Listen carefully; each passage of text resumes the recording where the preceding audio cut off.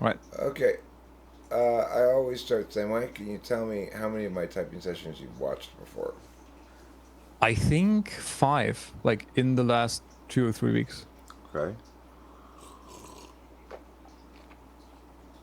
And how long have you known about typology or started looking into it and stuff?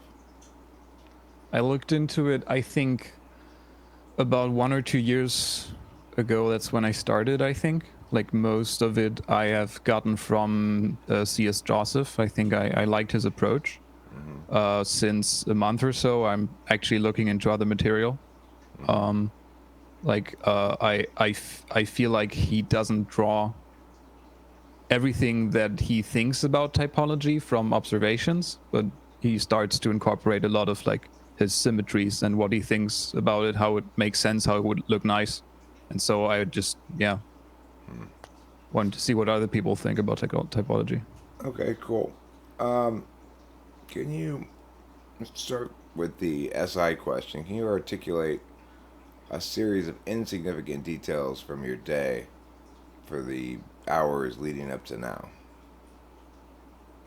Insignificant details. Um, yeah. Well, I was waking up and I was like kind of nervous because I was thinking about how it's gonna go. Um, and um, I was like kind of hazy and trying to get out of bed and starting to do something. And then eventually I got out of bed and I started watching The Office, a couple of episodes, I think. And also just skipping through YouTube videos, looking what's like on the YouTube, what my recommendations are, like looking if I see something. Um, I saw a couple videos of like typology that were recommended, and I was like, well, I don't want to think about that right now. I'm going to talk about it later anyway. Um, then I had that moment where I thought I should go out for a bit, and so I went out for a break, was just walking around, and I was listening to an album which was from The Killers, and I actually decided not to listen from the beginning but from the middle because it was actually yesterday that I was listening to half of it, and I listened up until the end. Yeah, and just strolling around for a bit, I guess. Okay, that's a pretty good amount of detail. Okay. So, when you're consuming media, Yeah. when you're not consuming informational videos about typology or something, and you mentioned The Office as something you watched for entertainment. Can you Yeah. talk to me about another show or movie that you like, and then also something that maybe got a fair amount of hype, you gave it a shot, and you were like, I'm not that impressed. Hmm. Um. Uh. Yeah. I think about like I'm trying to think about an example. Like there were a couple shows I think where I checked it out after like seeing that it has a lot of hype, and then I found out that I did actually like them. Um, but right now I don't think I can think of an example of a show where I checked it out what that everybody liked and then I didn't like it. I think how La Casa de Papel, which is this The House of like Paper. yeah. Um, I did like the first season of it, but by the second season, I thought, well, I don't know about this. It's kind of I'm kind of not into it anymore. Right. It's not my style. I think. Okay. So, can you think of a movie that you didn't like and why you thought it failed? Um, Yeah, I think all of the new Star Wars movies, like the Star Wars 7, 8, and 9, um, I didn't like um, uh, because I didn't think that the plot was really convincing. I didn't like how all of the themes are represented. I didn't think that the script was really was really engaging, It's kind of like I by guess. committee, you know. It had that script by Hmm. committee feel. Yeah, it's like hard to answer the question, I think, because I was looking so many reviews about it and people who had their thoughts about it, and I kind of forget which were my thoughts and which were the other thoughts. I don't know if that happens to you. Yeah, well, I get what you're talking about. That you get Yeah. influenced by various things, and it's kind of hard to keep track of exactly where Yeah, this so I influence kind of came absorb from. the thoughts. I kind of agree with them, but it's still the question. Like, would I have thought that if it weren't for those people talking about this? Right. I am currently slightly distracted because I'm looking for my weed, which I know we had some left, but I wonder if Rachel took it and put it somewhere, or finished it potentially. How can it be just gone? Oh, here it is. Yeah, take your time. I found it. You know, sometimes if I can't find like the consumable thing, I expect there to be certain consumables going on with them Hmm. when I'm talking to people. I expect to be able to smoke cigarettes, pull bong Uh, rips, and drink coffee. yeah. And if any of Yeah, yeah, those yeah. if any of those things go missing, and then I'm like, hey, hold on, what's going on So here? you, so you kind of got nothing to do on the side, Yeah, kind of thing. I like to. Well, I mean, I just got up, so it's like I still have to go pull Hmm. my first bong rips in the morning.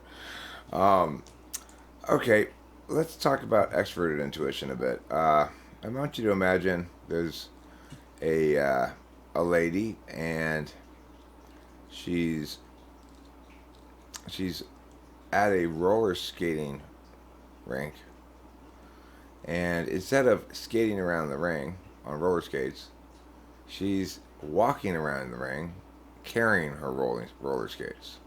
One question: I don't know what the roller skating ring is.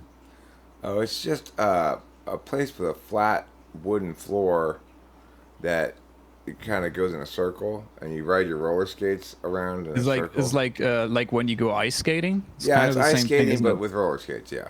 Oh, all right. Yeah. Okay, I can imagine that. So now this lady, she's in the roller skating rink.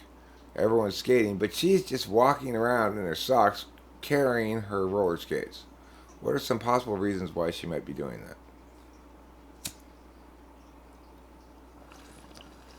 Um, because there's like nobody on the tribunes who she can ask to help her because she actually has trouble putting the roller skates on. So because nobody's on the tribune, she's actually walking around and trying to stop someone who is like skating on the ranks, so that they will come with her back and so that they will help her put it on. Or maybe she's like looking for a family member who's already started and tell them like, what the hell? I told you that, I was just like looking for your help to put this on. You know that I need help with that. Like I can't do that on my own. Something like that. I mean, I think it's really interesting that this roller rink has a tribunal. I mean, I think it was the wrong word. I was looking for it because it's like there's like a German word which is similar, and that's the one. I mean, like just the banks, where the people sit, Uh huh. and then they put on the skates. Not Okay. actually like tribunal. I forgot what the actual meaning of that English word was. Well, tribunals are normally kind of like international courts of war criminals. Ooh, yeah, yeah. No, that doesn't fit well. No. Yeah, I kind of remember that was something that was very unfitting. but in this I, case, I like the idea of a roller skating yeah. rink having a tribunal, just in I mean, case they there's need to. going to be a tribunal after like talking about the people why they didn't help her, right? Yeah, sure. Yeah, it's ready in place to accuse and convict people of human rights violations while they're roller skating. Mm, yeah. You know, another thing that I'm thinking is maybe she has a psychosis, so she's just walking there, Okay, like doesn't know what to do. all right. So, um, let me try the new invention test. I've got a new invention. As always, I'm terrible at coming up with names for my new invention. I need you to help me come up with names that will help it sell. Snappy marketing names, okay? Hmm. My new invention is an adjustable lamp that can um, can can turn into a uh, either a regular light that you can look at things with, or a tanning machine. You mean it's like so that it's basically a lamp slash tanning machine, and you can switch it from one to the other. Right. Um, okay, names for that. Uh,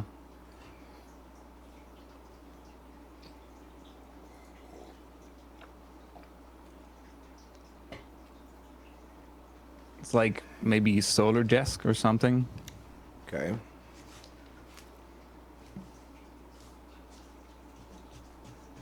Uh, maybe I don't know. Yeah. The light up darkener, the illuminate, the illumitan. Hmm. That's a good one. Lumitan. Okay. Um, let me ask you some TE. Let me ask you a couple of TE things. So, imagine you've just been hired abruptly by an eccentric billionaire, and he says, I want to make a movie, but I'm an eccentric billionaire. So instead of actually having any ideas, I want to make a movie by giving you a budget of like $20 million and 3 months and no further guidance, and just tell you, make a movie. What are you going to make? That's really, I don't know. I'm pretty stressed out by that. Like, thinking about that. Like, I think I will feel overwhelmed. Because it's like I want to know how to spend these 20 million, but I don't know how. Like I don't know how best to spend that money, and I think maybe I'm falling into the trap of like thinking about the things that need to be done, and then I'm arriving at 20 million, and I just thought of 10% of the things.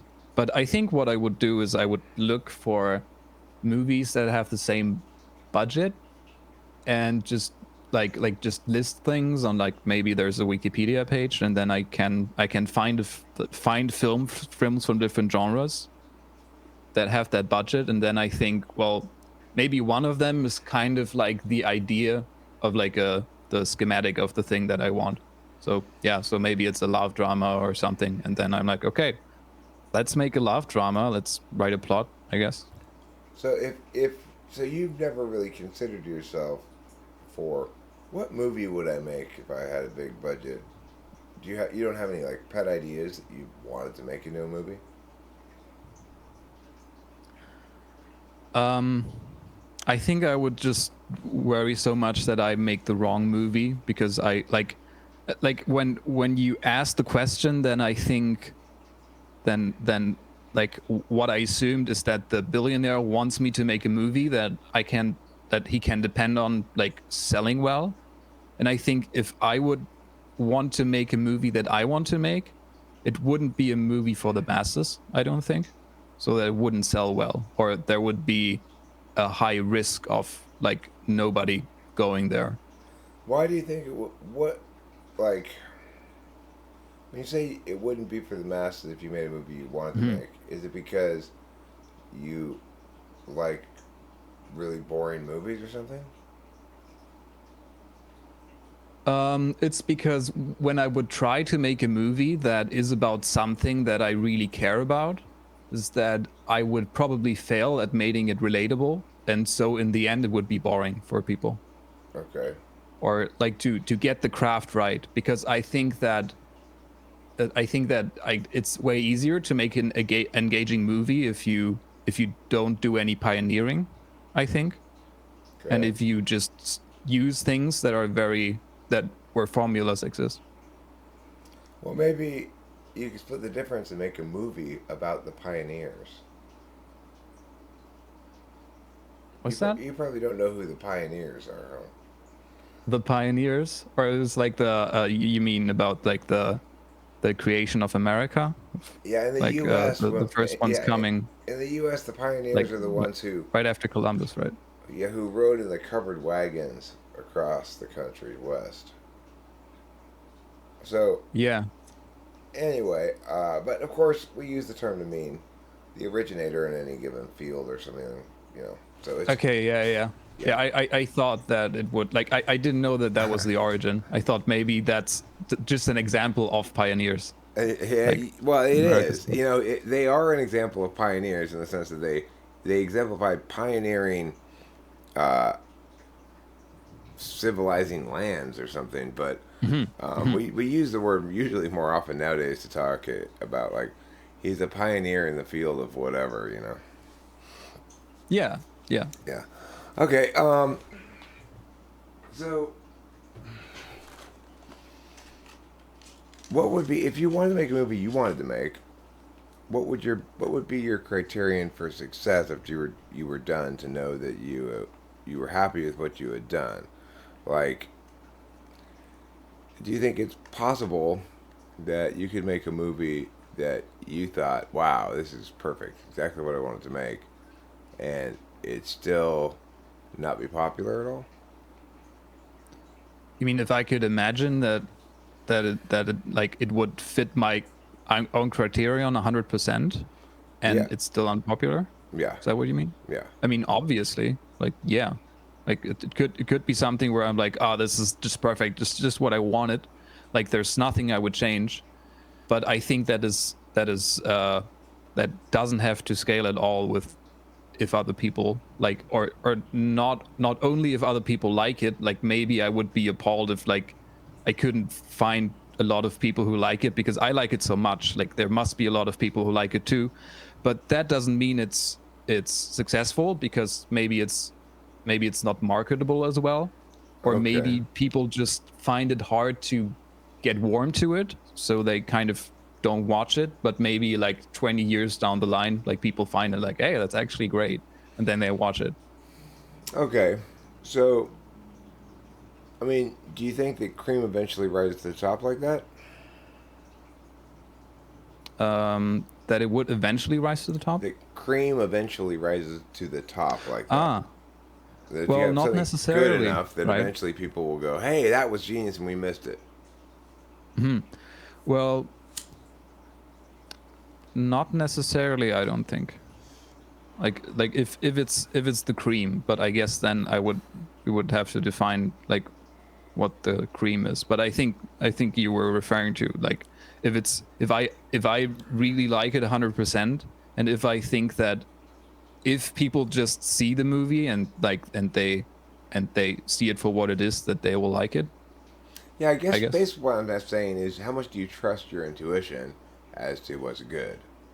If you're absolutely Mm, convinced it's great, and yet you're not getting any action from other people, does that mm. unconvince you it's great? Well, I don't trust it. No, I think I don't trust my intuition that much on if it's good, because I think one metric for the movie would be like when I would think about what like if I would do a movie that I would want to make, then I think the purpose of that movie would be to help people understand something profound about existence or human nature better, and to have something that wasn't explored as well. And then also with themes, it doesn't have to be a nonfiction. It can be like drama and everything and roles and everything can be used to facilitate that. But then it like whether it has that effect is actually measured on if it affects people in that way. So only because in my psyche it kind of does the thing that it should make, that doesn't make that it translates to other people. Or it's like maybe it's an idea that I already have, so I can't measure it on myself because I already have this thought space, and so to gain this thought space is something that I can't measure anymore by watching the movie. You mean, so are you trying to say that when you get too close to it, you lose the capacity to evaluate it, how it's going to roll universally? Yeah, Okay. I think so. So, if you're looking to say something profound, you're saying basically you want titties and car explosions, right? Again? Titties and car explosions? Yeah. I mean, but what was the question? Is that something profound that you want to express to people in your movie? Is that like a premise, or Yeah, it's did a you? premise. It's a plot. It's a central plot point. The titties cause car explosions, and, Yeah. Okay, okay. and that's your main. That's the main profundity of it. Is don't look at tits, you'll crash your car. That's the message. What do you think? If I, it's like let's say Now I get it. you're inviting people in to pitch you ideas for the movie, and I pitch you that one. I call it, hey, Kate, director, look. So you got this budget. You're looking for a movie to make. I got your concept right here. I call it titties and car explosions. Everybody Mm-hmm. loves titties. Everybody loves exploding cars. It's gonna be a big hit. Are you sold? Sold on like on what metric? Like that it's gonna Well, perform well? I'm pitching a story. Like, this is my elevator pitch to you. This is the Hmm. script you should use. So it's a script about a guy who constantly crashes his car because he's looking at titties. and the gritty police chief who's trying to catch him, but in the end, Hmm.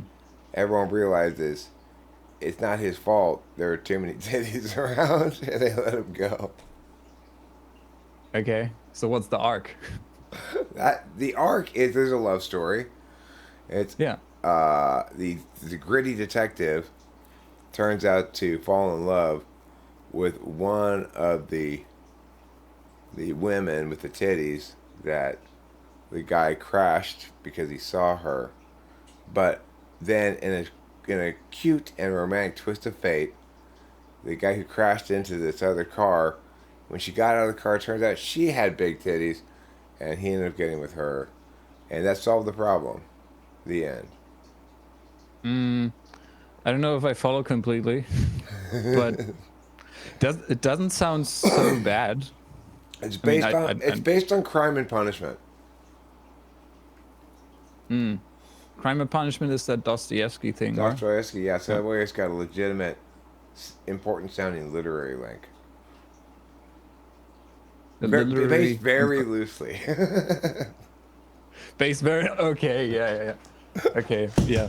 It seems I'm kind of sarcasm tone deaf or something. Yeah, you're not appreciating my jokes. Maybe it's too early in the morning or Yeah. late in the night. I think, like, I think for me a problem is that I find it hard to understand every word acoustically, and then it's hard for me to fill in the details sometimes. Is English not your first language? No, I'm from Germany. Oh, that's So right. You're from Germany. yeah. Well, you know, my ancestors came from Germany. My last name is Strauss. I've heard it means ostrich in German. Yes, that's exactly what it means. Or it's like a bouquet of flowers also.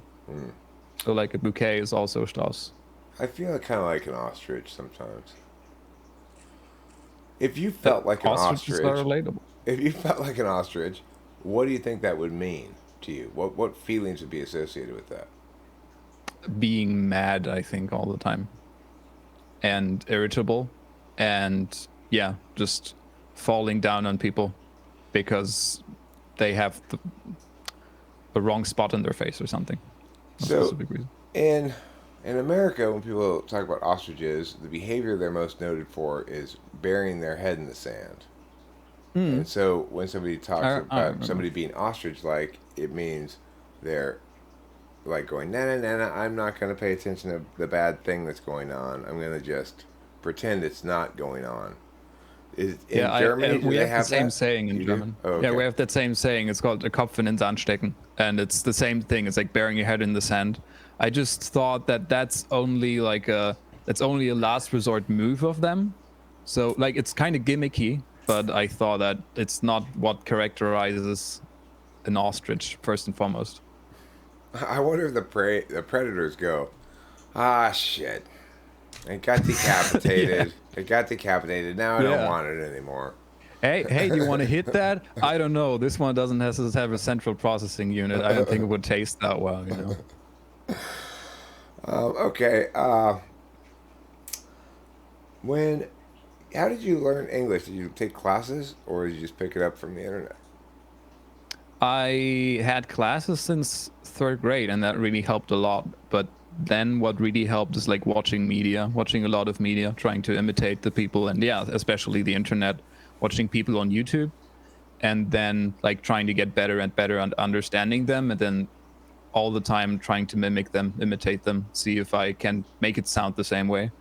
And then through the sounds, I can like then I understand the words, not only how you write them down or how you say them properly, but also in the context with the phonetics and everything. Yeah, I keep hoping to pick up Japanese watching all this anime, and I learned Japanese. yeah, you did. Like I I am learning right now. I already learned the two kana, the katakana and hiragana, Okay. and I'm starting to learn the kanji. I can recognize many words actually. Well, you really only need to know a couple of words to speak Japanese. You need to know how to say wakata and yada yada. Yeah, If you can say those two like things, you're pretty good. yeah. You can cover a lot of anime dialogue if you can say just those two words. Mataku. Right. Yada Yeah. yada is always the INTP who's this is bothersome, right?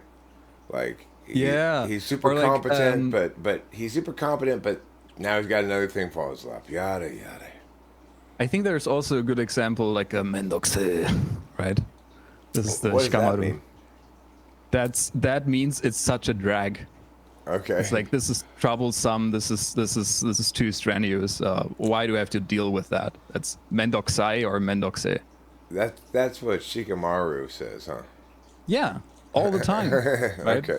So Shikamaru says that, whereas uh, Kai, what's his name? Kaiku or something. The one where he's got superpowers is a comedy one. Have you ever seen it? It's on Netflix. One Punch Man or No, I'll see what it's called or right now. It's a different show?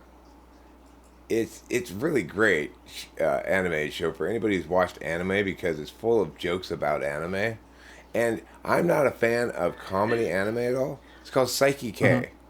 Psyche K is what it's called. Psyche K. Well, I heard of Mob Psycho 100, but Psyche K I'm hearing for the first time. Yeah, Saikik. Anyway, he says Ah, yeah, I read that. he says yada yada Mm. all the time, just like in the same Mm, context in which Shikamaru would say the thing that you said. I O- see. Yeah. Okay, well, enough anecdotes from Eric. Yeah. Let me ask Let's move you on. to break down some tasks here. Can you break down the task of cleaning out your refrigerator into 5 steps? Yeah, I kind of heard these a bunch of them, but yeah, with the Have you refrigerator, heard it's a new that one. So, specific task? Okay, if you haven't heard that no, specific task, then that's good. I try to give people uh, a task they haven't heard before. like cleaning it out the refrigerator. Yes, by which I mean basically, it's been a while since you've gone through the fridge, and you've got a lot of stuff that's out of date in there, and Mm-hmm.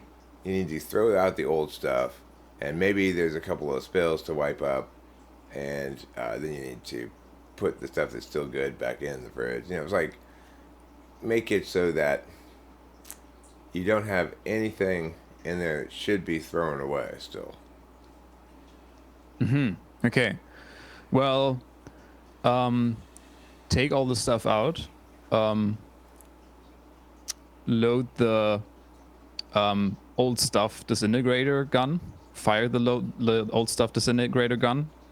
Clean out the fridge. Put the rest back in. 5 steps. Okay, cool. So you didn't bother with the trash can. You just incorporated a disintegrator gun. It's the most practical solution, frankly. What do you It do will with the cost a pile of little more. dust? What do you do with the pile of dust that it makes after when you disintegrate things? You put it into a can. I mean, it's edible. It's good food. Then put it into your oatmeal. It's great. So A lot of fiber. It's okay to eat disintegrated food this past date as long as you disintegrate it first. Look, if you're a chemist, it doesn't bother you. Like everything, turns into everything. I see. So, Dust to dust, yeah. ashes to ashes. Yes, I mean you should when you put the shit on the field, it's not going to be shit forever. The phosphorus is going to turn into the plants, and then it's not going to be shit phosphorus anymore. It's going to be plant phosphorus. So at that point, you have to draw the line somewhere. That's what I'm saying. Okay. Let's say that a person calls you up and they say they've got a problem. They've got this big piece of land in Detroit, and they're making a big effort to do a sustainable farming kind of thing there. Okay, and the problem is that the mosquitoes have gotten overwhelmingly bad. It's just this farmer, this sort of like hippie guy who's not really done any farming before, but he's here in Detroit, and he's got this big piece of land, and he's trying to plant in crops and stuff, and he's trying to make it fully sustainable so that he doesn't have to have any supplies of water or electricity or anything from the city, So, but he's called you in as a specialist. He says, "Look, I don't know what to do. The mosquitoes are just swarming like crazy. I can't stop. I can't even go outside and farm. Can you help me solve my mosquito problem?" So he wants to make a completely autonomous farm where he doesn't need to rely on the grid at all, for anything? Correct. Okay, and he can't do basic farming, whatever he wants to do. He can't do anything because the mosquitoes are out and just... Yeah, these massive swarms of them. They're so bad, as soon as he starts to go outside, he's just covered by mosquito bites. I think the way I would solve it is the same way it's solved in what is it? In the Martian. I don't know if you watched that movie. There's oh no, it was something else. So the point is you need a suit of a beekeeper, and the way the beekeeper suit works actually is that you can plug it into your house.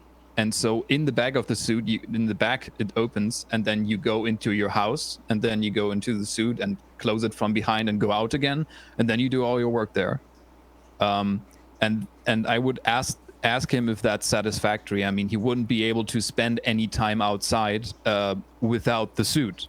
But no, it's not satisfactory because right? listen, when I bought this land, there were no mosquitoes here. It's like. And I also, by the way, I need a purely organic solution. We can't use any pesticides. Right. I need to get rid of these mosquitoes in an organic way. I'll be too hot working outside in a beekeeper suit all day. I mean, all of these points make a lot of sense, but so you said the mosquitoes weren't there when you bought the land? No. There were no sign of mosquitoes anywhere. Okay. What time of year was that? Was it a different time of year? No, same time of year. I came out here, bought the land. Just since we've been here and started doing our stuff, all of a sudden we've got attracted these massive swarms of mosquitoes. I don't know. Or maybe they smell something they like over here.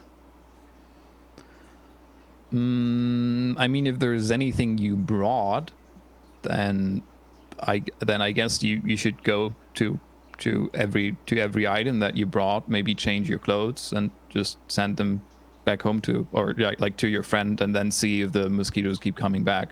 Like maybe that way you can get rid of them. Send all my clothes to my friend. I mean, yeah, or maybe, I guess Do you think your the parents. I don't mosquitoes know. are attracted to my clothing?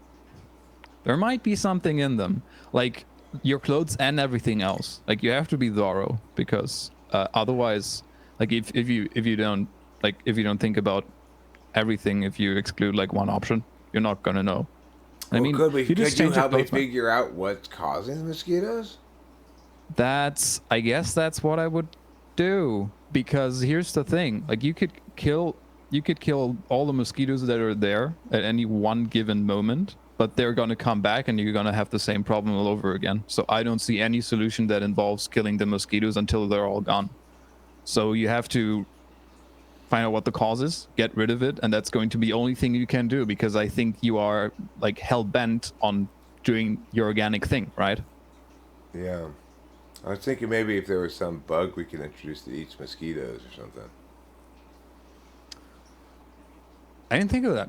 Yeah, I guess that's a good idea. Like, Okay, so let me tell you actually, Got this it. is based on a true story that I heard, an anecdote from somebody else where he was brought in to try to solve this mosquito problem, and they wanted to try introducing bats to eat the mosquitoes.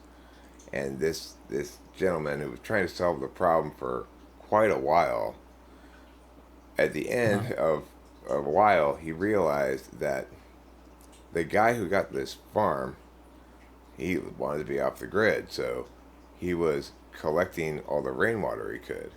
But he just had it sitting stagnant in open buckets, open barrels out in the field. So he had all these barrels full of stagnant water throughout his property, and that's why it was swarming with mosquitoes. And the guy says like, the moral of the story was something like, if you're gonna figure out a problem, make sure nothing obvious first, right?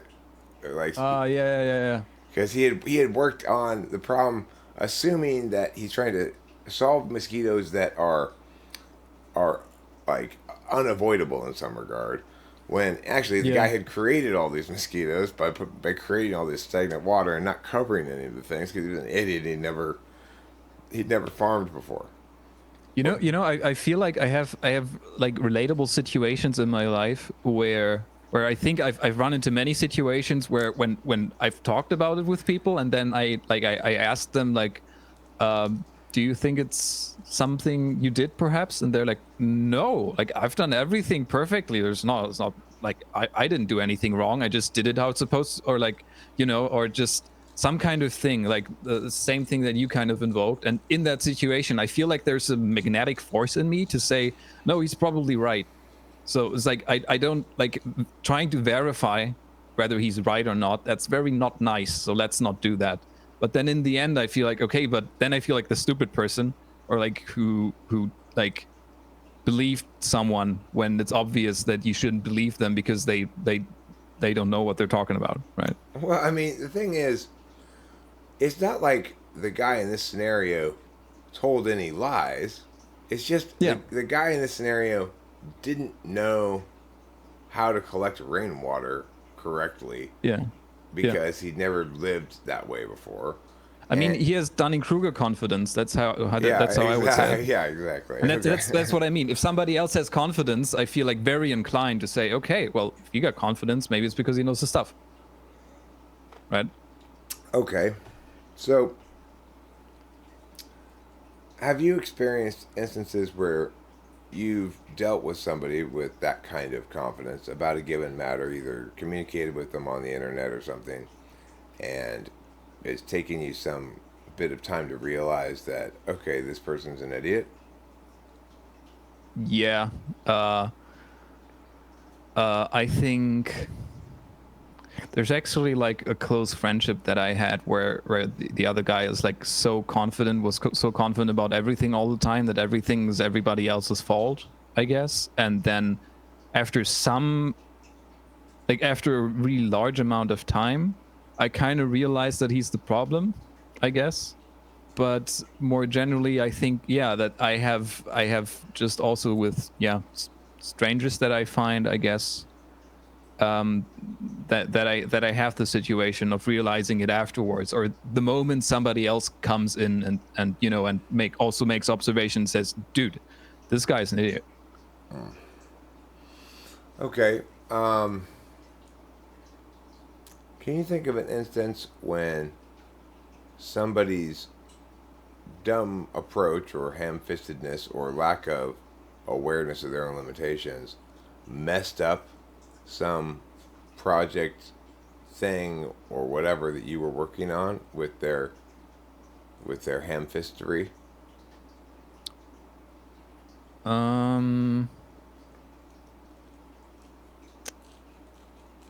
I don't think I recall an instance for that. No, I think it's like I'm kind of passive about it. I feel like if I have something that I want to do, and you know, and they and there's you know, because somebody does something like that, then I just feel like, I didn't want it anyway that much, I guess.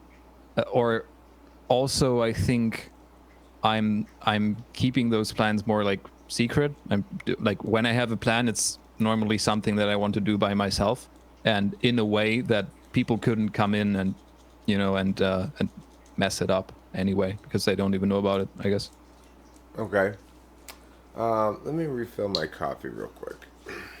Yeah, sure.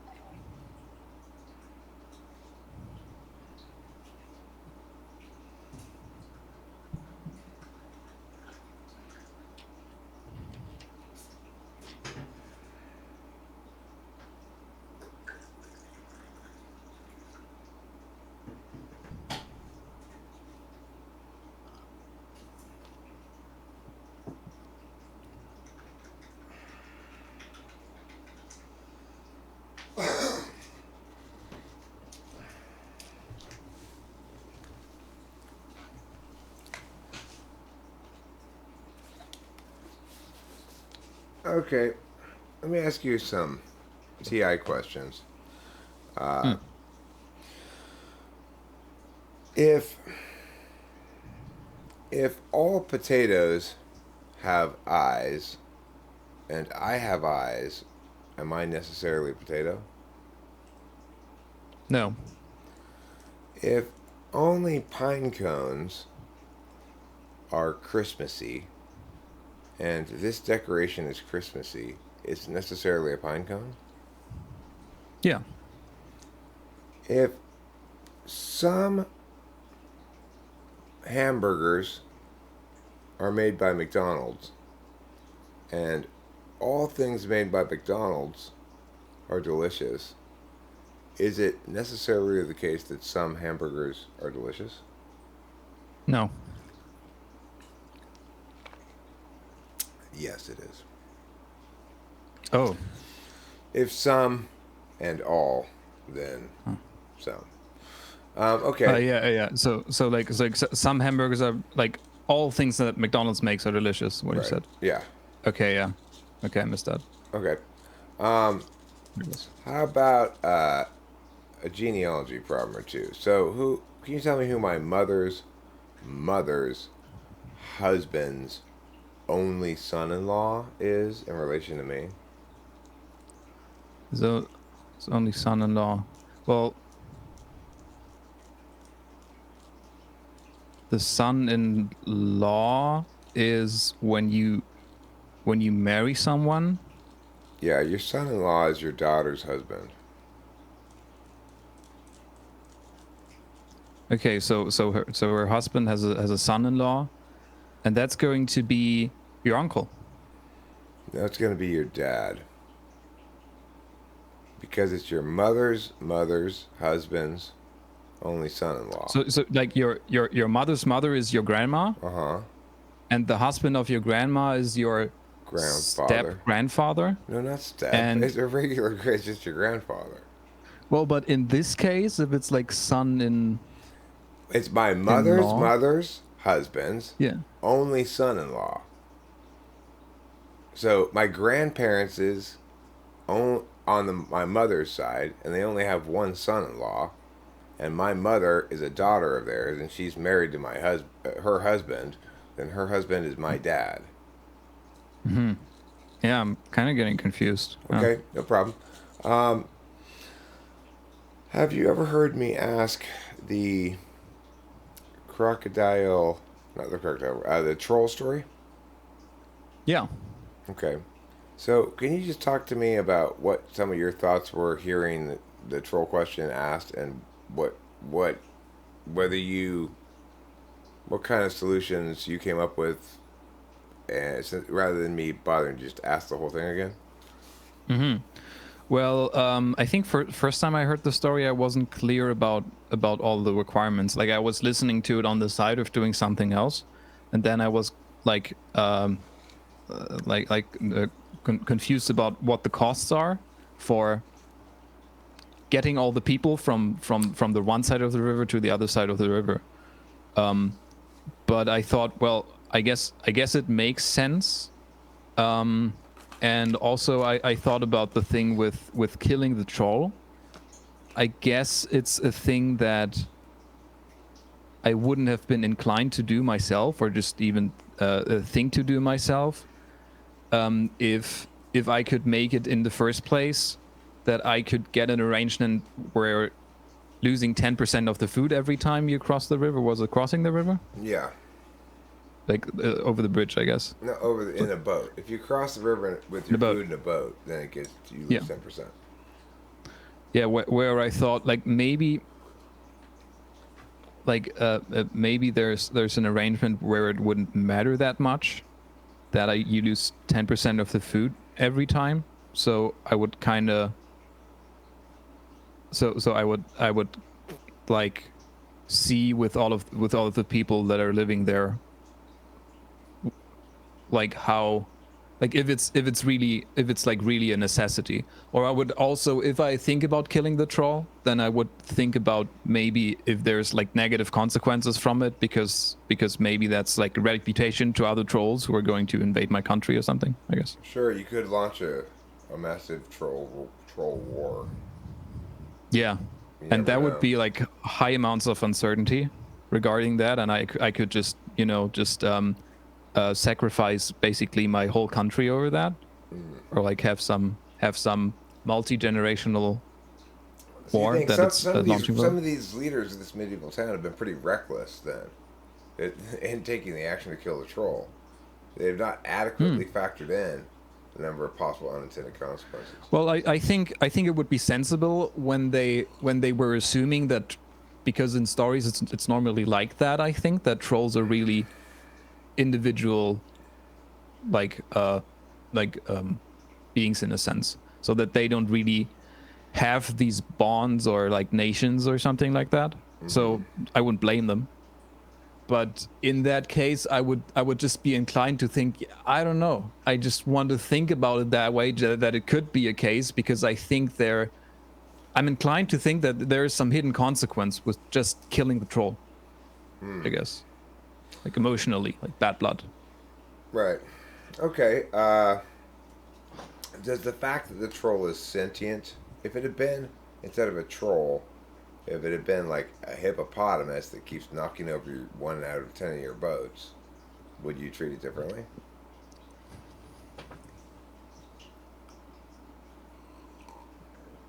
It was a hippopotamus who was knocking down the boats. Well, knocking over. Yeah, knocking them over. Your people would successfully get the boat and themselves to shore after the fact, but all the food would get knocked out of the boat. And since it was 1 out of every 10 boats, it's still 10%. Yeah.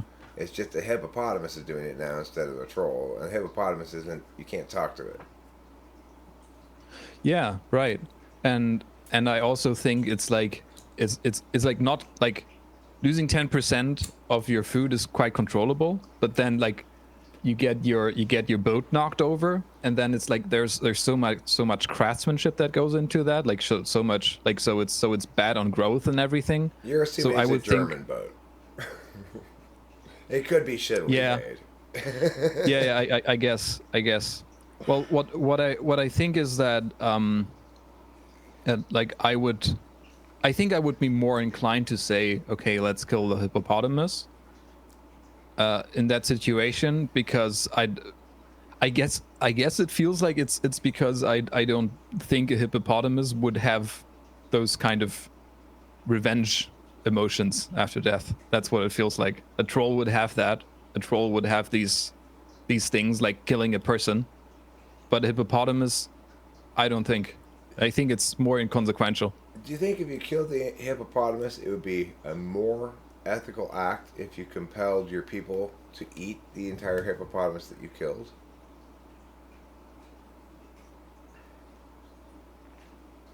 No, I don't think.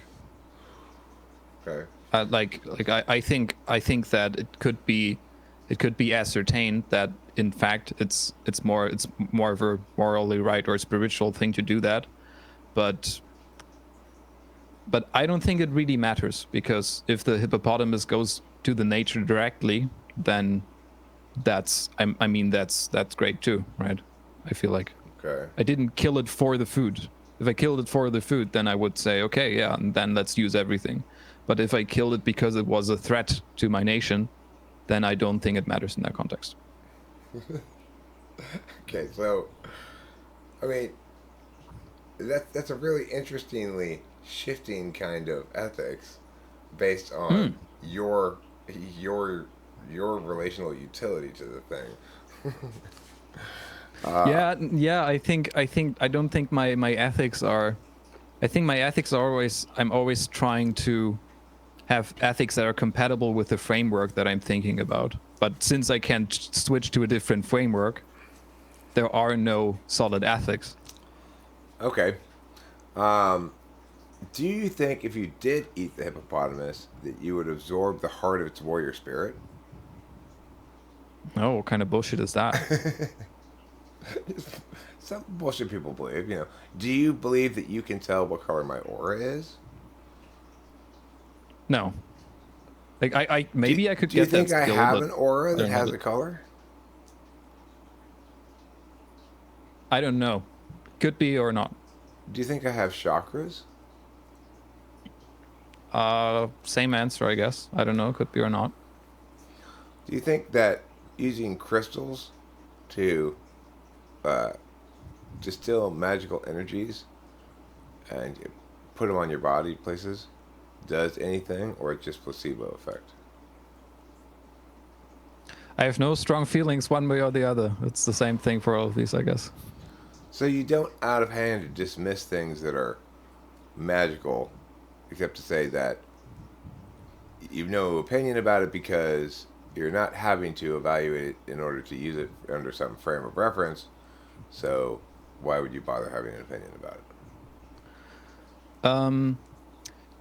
It's like I find those things interesting sometimes, so I kind of pursue them. So I kind of have I sustain the belief that they probably do have these qualities, and like so that I can, so that maybe I can find some stuff out, like in order to be not cynic, not skeptical, and also not agnostic. Like maybe that would help me figure it out. But if I can't figure it out, I'm going to say maybe not. Like I don't think it helps me to be committed to being skeptic about it, even though I don't really believe that they are more than placebo. Okay, I'm gonna say a long sentence that's unnecessarily long. It's repetitive. It says, and then I would like you to collapse it down and say a short version of it. Okay. So here's the long sentence. If you want to do a job that really helps the people in your community in a basic way that links to their biology, then a good job for you to take on would be to to get hired onto a boat as a fisherman, because a fisherman's job is such that when they go out and they do their work and they catch their fish and they bring it back, then the work that they did is something that is, you can measure concretely the benefit to the people because they eat the fish and that gives them nutrition, and that's important.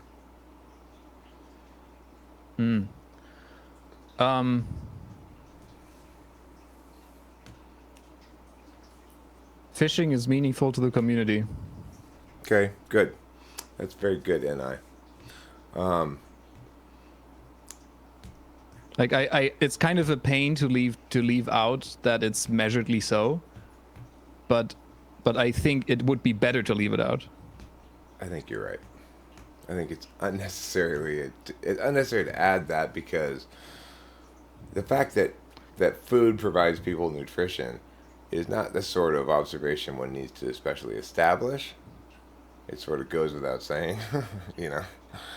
Yeah, it's like, but I'm feeling it shifts all the time. I'm feeling conflicted, because then I also think that there's also a frame. From what I'm thinking is that saying meaningful is also an esoteric stance. So just because, and then it's also like meaningful as a spiritual pursuit, but that doesn't mean that it necessarily helps someone, or that it measurably helps someone, that every fish helps. Just that it's better to think that way.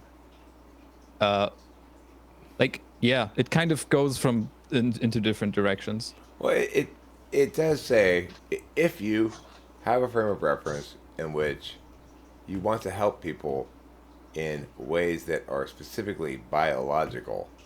So it's, in that regard, it sets up the frame as a conditional, that there might be this character out there who says, I want to help people, but I don't want to help them with their emotions or their finances or something.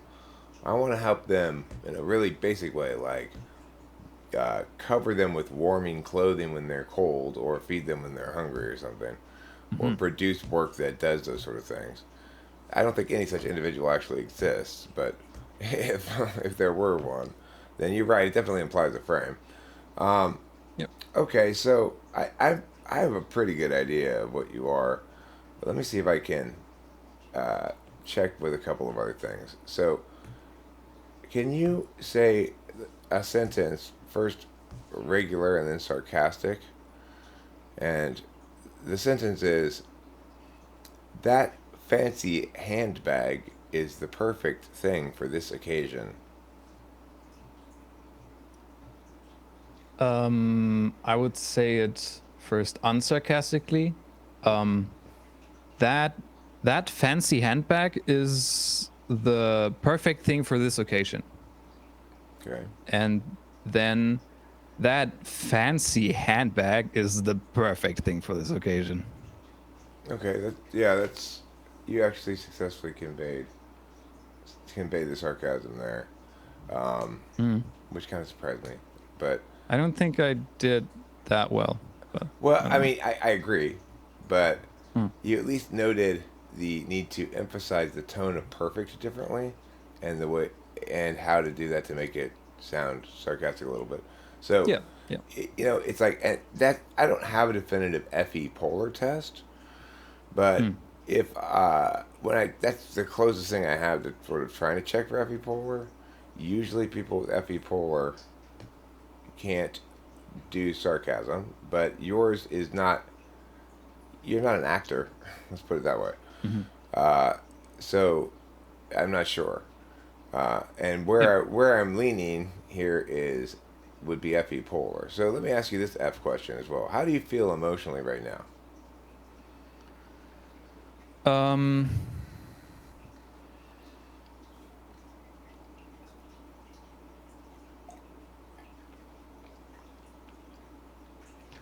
yeah, I don't really know. I think a little bit like satisfiedly busy. Like I feel like it's like I feel like the interview is going great, I believe. And a little bit calm. Okay. And how do you think I'm feeling right now? Uh I don't know. Uh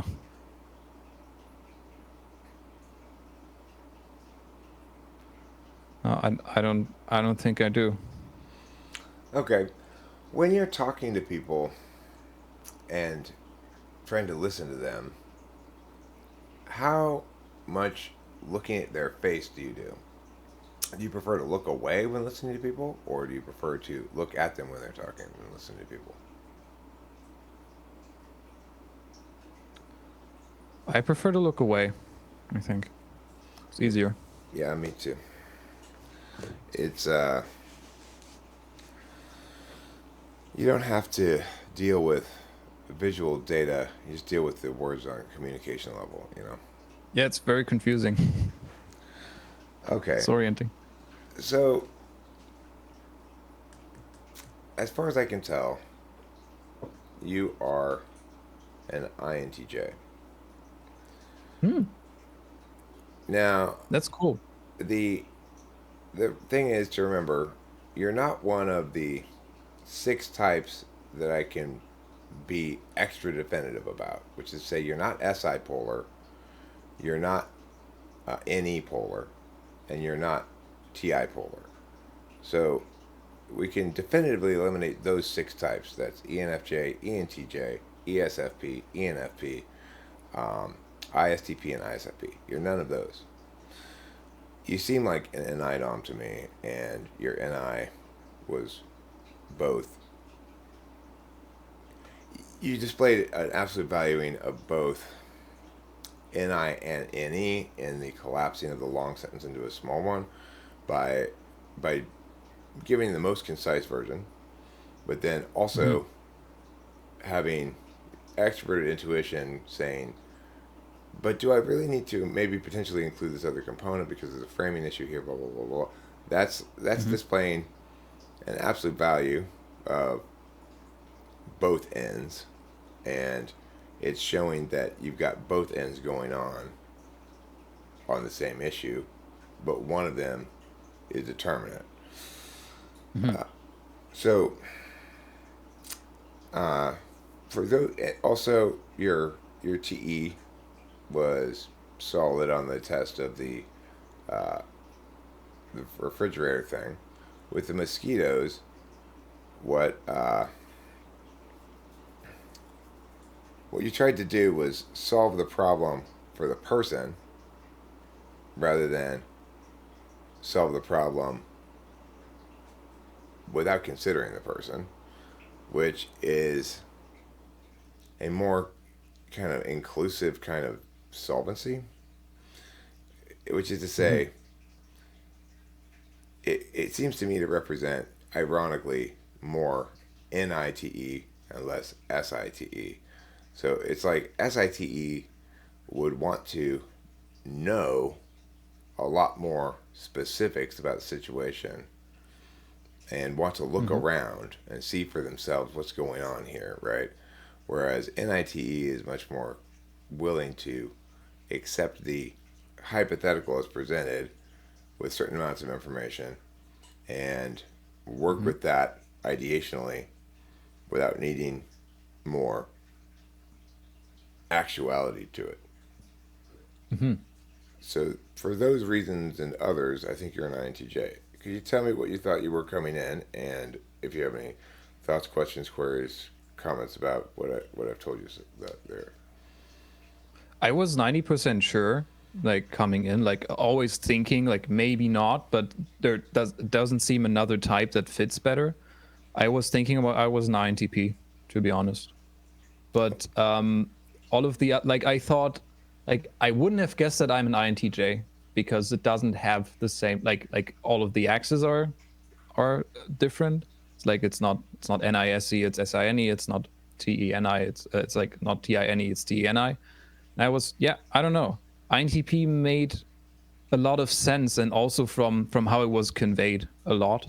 But I think that like it's I mean a lot of time when I was hearing about an INTJ, then I guess there were a lot of stereotypes attached to it, and I guess the same with the INTP. So Well, I mean, look, maybe I was like seeing myself into it. so this is the spot where I check to see if maybe you're right, because I like it when people tell me, but maybe I'm this, and then I can direct the testing accordingly. So Uh-huh. the reason I didn't conclude you were an INTP is because you haven't displayed, in my mind, yet a lot of INTP style extroverted intuition. So let me ask you a couple Mhm. questions that are elicited, they're designed to elicit that kind of intuition. Can you talk to me about what truth is?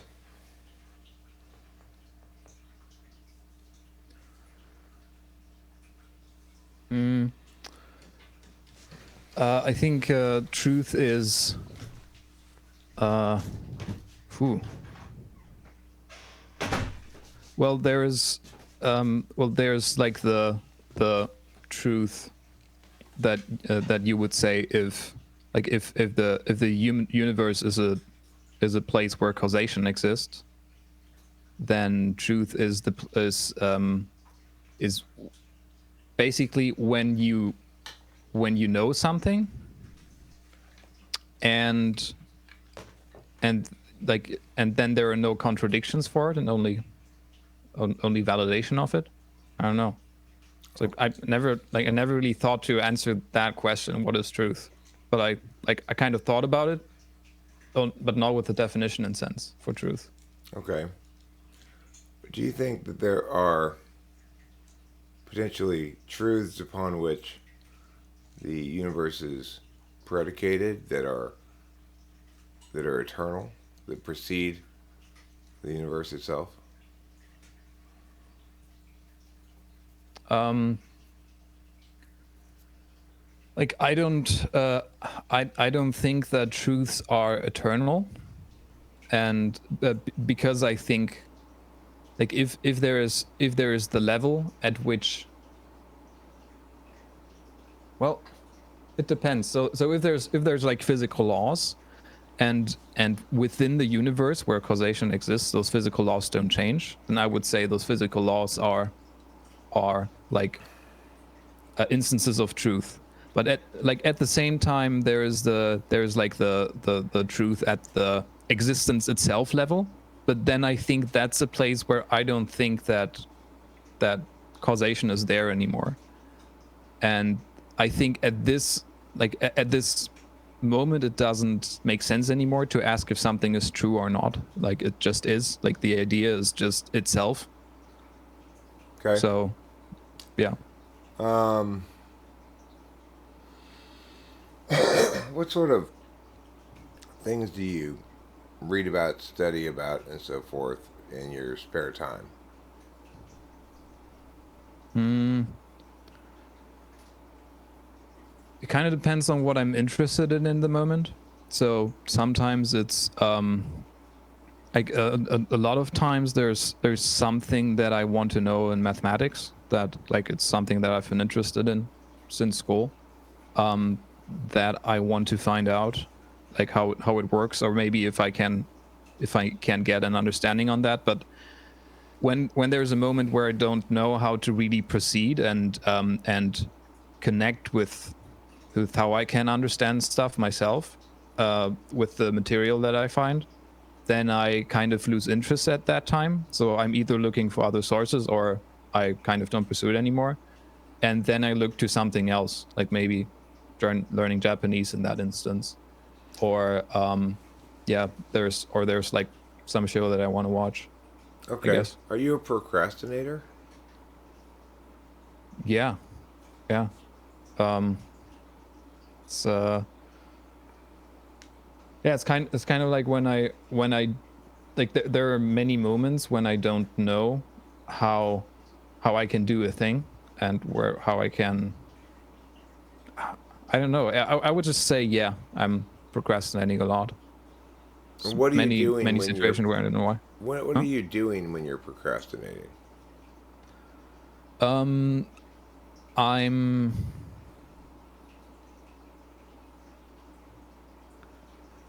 uh,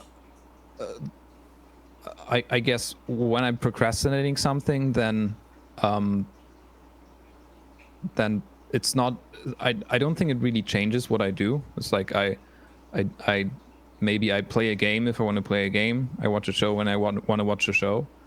And maybe sometimes I can't do any of these things, but what I do know is that this thing that I should be doing, that I just don't want to do it in a sense, or like I can't accept that I have to do it. Okay. So there's the resistance that I can't overcome. Okay. So, do you feel as though, like, regarding decisions you have to make, do you find yourself feeling as though you have to make decisions before you've had an opportunity to consider and figure out for long enough all the specs of it? Or do you feel as though the decision making part is not really the process, it's more of the actual completing all the steps?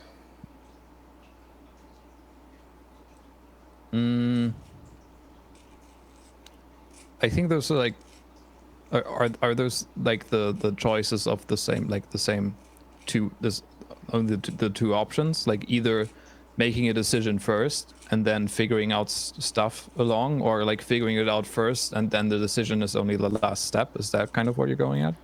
Well, I guess what I'm saying is, does procrastination link in some way, or does your relationship with a task link in some way to the notion that you end up having you've ended up having to decide something that ideally you would have been able to think about longer before deciding to do it at all, but you weren't able to think about it longer because time pressures or whatever forced you to make a decision, and then that's Yeah. impacting your relationship with the action going forward? Or was making the decision easy enough, and then now that you've gotten into the details of it, you realize that the actual specific tasks aren't interesting to you?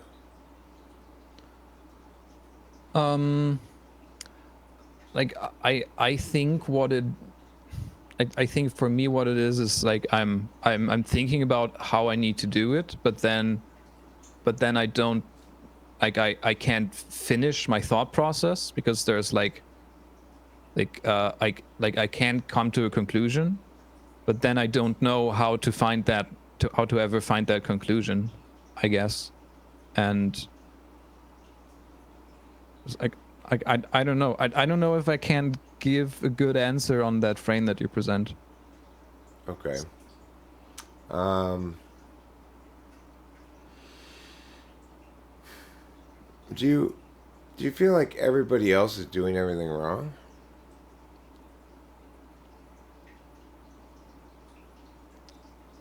No, Okay. I don't think so. So, Like I feel like there's a lot of, I feel like there's a large problem that people are doing things wrong, yes, but I don't feel like other people are doing it wrong and I don't. I feel like everybody is doing almost everything wrong because people are very imperfect and have almost no information. I think that's what it is. okay.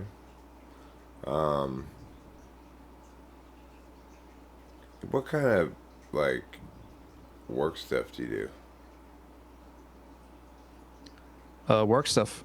Um, like I was studying mathematics for like a year, but I quit that. Right now I'm living on unemployment checks. I'm kind of too anxious to consider like any work, so I kind of just engage in my hobbies. So the work you do is academic stuff, basically, math and shit. Thinking about stuff is basically how I would think. Like that's what it comes down to, because math is like sometimes I'm interested in, but sometimes I'm not, and I just can't bother. Right. Right. Okay. So, talk to me about. Uh, And you know, one thing that I think like maybe that information would be interesting is that I strongly think that like I haven't found out on a psychological level what the precise like issue or diagnosis I have is, but I think there's something in the realm of structural dissociation or something, And I think that's also really skewing with a lot of results. I can really imagine what's that. structural dissociation? That is basically a group of diagnoses that have to do with childhood trauma. So PTSD is in structural dissociation. That's like when you have one traumatic event. Then there's secondary structural dissociation, there's CPTSD, and there's OSDD. Those are like dissociative disorders that are starting there. And that's basically when you have multiple traumatic events over your childhood, like traumatic childhood, and then you can get CPTSD. And if it gets really strong, then there's like the tertiary level, and that's basically dissociative identity disorder. That's the moment when you have split personalities that like where one is active at one time and they're like parts of like identities sharing the same mind. And there's like a light version of that in the middle that's happening already. Okay. Well, do you do any creative stuff? Like, are you maybe periodically tapping a few more words into writing a book, or are you do you play the guitar or anything like that? I sing a lot. I used to play a lot of guitar and singing, like sometimes making songs. Sometimes I'm just opening like a digital audio workstation and putting some music in. People like it actually, but it's mainly hard for me to do. Like I used to play guitar with an amplifier and a microphone on the street, and but nowadays I don't want to do it anymore. I'm kind of scared of the people, I guess. I see. And when you did do that, were there any events that made you develop this fear? Well, there have been some instances of like people coming up and saying, like in one situation there was like a woman saying, you can't play here. My mother is sleeping in my flat, so you have to leave. And then sometimes somebody was saying, oh, I don't like that music. And rationally, I think in all of these instances, they aren't really reasons for me to not do it, but I kind of couldn't stop considering, like I was considering before, but I thought like, okay, like I'm just gonna try it.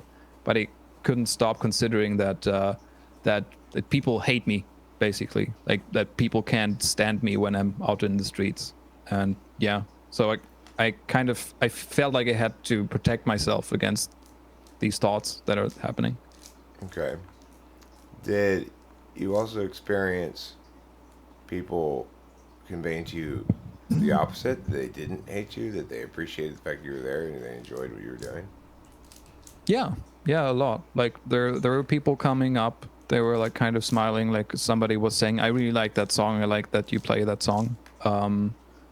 And yeah, people throwing money in. And also like whenever I had friends come with me, then they felt like it felt like they wanted to be there, and they felt like really engaged about it and really liked the music. Okay. Uh, can you tell me what it feels like to be in love?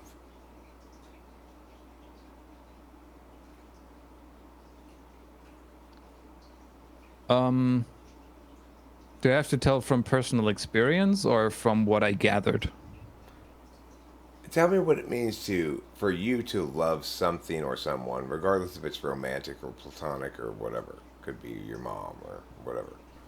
What does it feel like to love? I'm not sure. I think it's when I want someone to be happy, when I want someone to be there, when I feel calmed by them, when I feel that it has some intense meaning that they're there, and that it makes me feel like life is all right, I guess. Okay. So, Do you think that?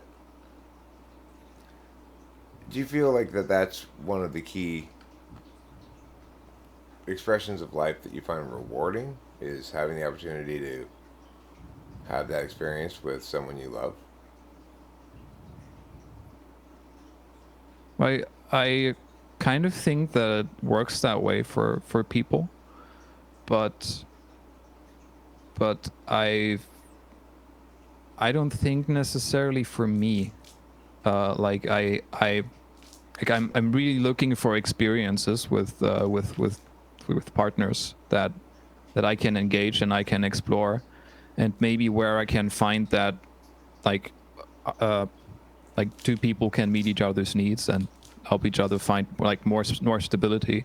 But generally it feels like I like the things that I really want to have around aren't a person, because that's kind of I feel like that's impeding on my freedom a lot, but things that I engage in rather. Okay. Um, so, what's more important to you uh, ultimately? Is it that you preserve your freedom to do what you care about a lot? Or is it that you build up a set of stuff linked to yourself that that includes basically your own story, in which you have a series of successful or at least mistake-free events that you can kind of say, yes, I'm correctly building my own story? Do you find that more Uh, gratifying, or do you find spending time doing what you feel like doing more gratifying? Definitely number one. I feel like I can't depend on, like, it doesn't feel like a me thing to build, like to build a narrative or to progress in a story. It feels like it has to work right now, or I don't trust it. Like if somebody says, yeah, you have to do these things and in 5 years it's going to feel great, then it's like, well, why can it feel great right now? I can have all the freedom to do stuff right now. Like, why do I have to trust that? It doesn't make sense. I trusted that before, it didn't make sense. It didn't work, I guess. Okay. How important it is, how much effort and attention do you put into preserving your energy and or physical comfort? Hmm. um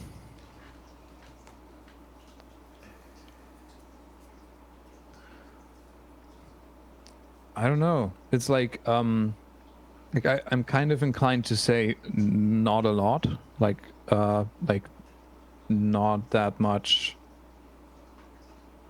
Like I'm not looking for, well, no, I think I would have to say a lot actually, because I'm like really making sure that I feel comfortable.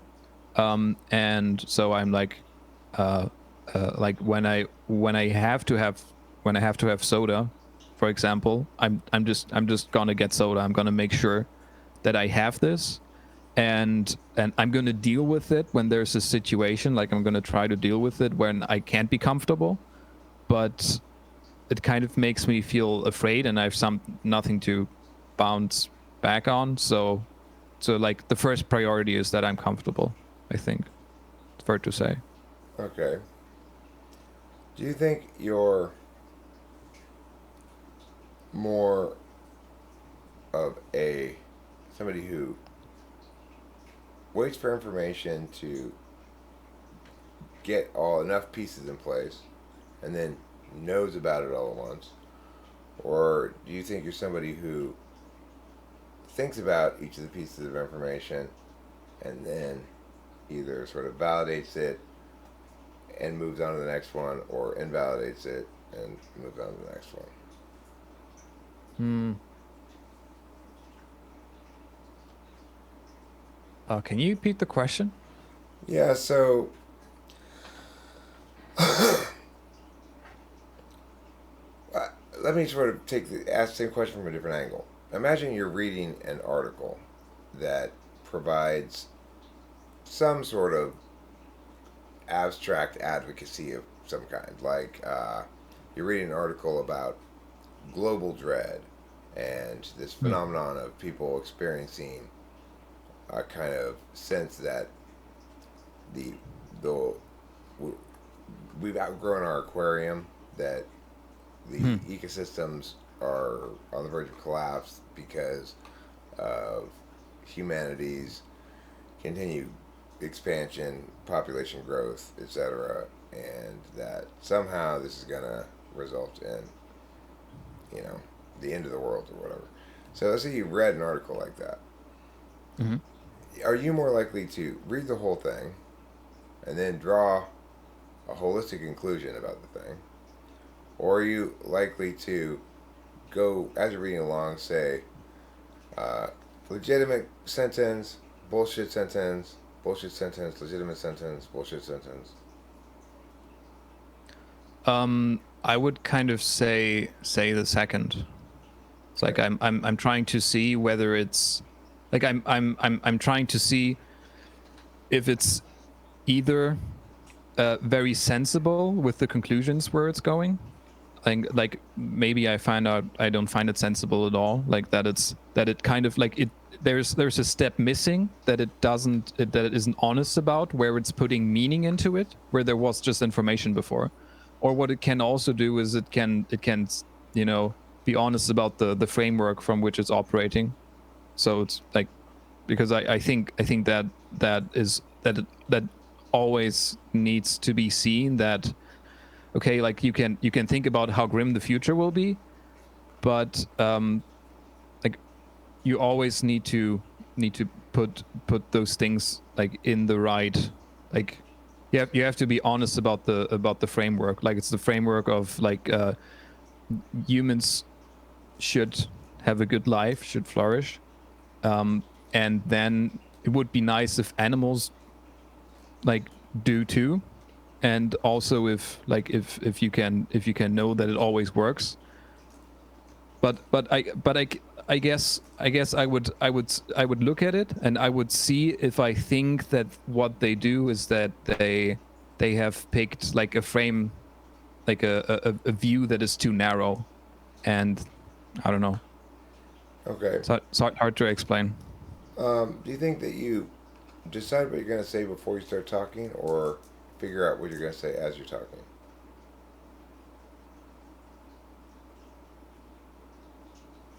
I feel like I decide what an idea is, or what some what some intuition is that I want to convey about what information I have, but I don't know how to do it yet, so I'm gonna try as I speak.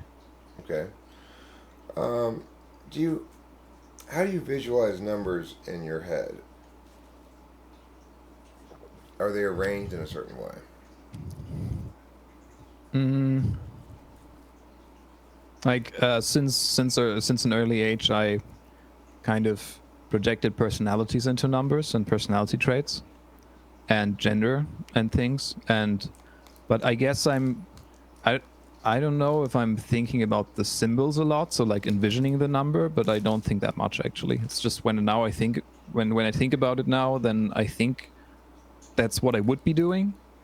But then when I don't I think when I think about the number, then I think about what kind of personality the 4 has and the 1 has, and I kind of put them together. That's like the fastest way of processing for me. Okay. So, what I'm trying to get at here, and I'm not sure if this question is even meaningful to you because I'm not sure if you do this, but I'll tell you how I visualize numbers Hmm. is 1 through 10 go up like this, just straight up basically, and then 11 through 20 go back down the other side, and then 20 then it shifts to like, like flat things, like 20 through 30, 30 through 40, 40 through 50, 50 through 60, like that. And then you get to 100, it does the same thing again. Goes up, then down, then flat, flat, flat to 200. So it's like it's going up between 100 and 109. Is that? Yeah, 110. and then Yeah. 111 it curves around the other side and goes back down to 120. At which point it Ah. goes flat out in Mm-hmm. sheets like this to Uh-huh. until you get to the next 100. At which point it goes up like that and down again and then flat again. Yeah. Do you have some I kind would of say that physical probably world has like to that? do. Like physical architecture for numbers like that? No. No, I wouldn't say so. I don't think I'm doing it like that. So there's no place where 70 is in relation physically in your mental construct in relation to 30. Because like for me, 70's Hmm. over there and 30's here. No, I think more like in size or power. So so I have a feeling of how much powerful the 70 is, of how much it would squash the 30, and how many 30 bodies the 30 would have to get to overthrow the 70. That's more like a thing, I guess, when I try to compare them. Whereas I just see it as their equivalent beginnings of equivalent sheets of 10 Mm-hmm. that are only distinct really in that they're further away from the starting point of every 100, which is this first Mm-hmm. ladder that's close to me. Yeah, Yeah. yeah. It So makes a lot of sense. Yeah, I think I'm not doing that. I think I have strictly like where it's not. I think I'm using like kind of a value thing instead of something special.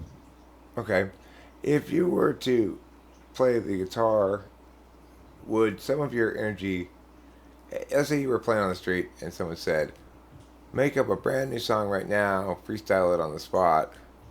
Is that something you'd be able to attempt and maybe pull off, or no? Um, it would depend on if like I'm thinking about how to approach it, if I would feel embarrassed or not, and that's kind of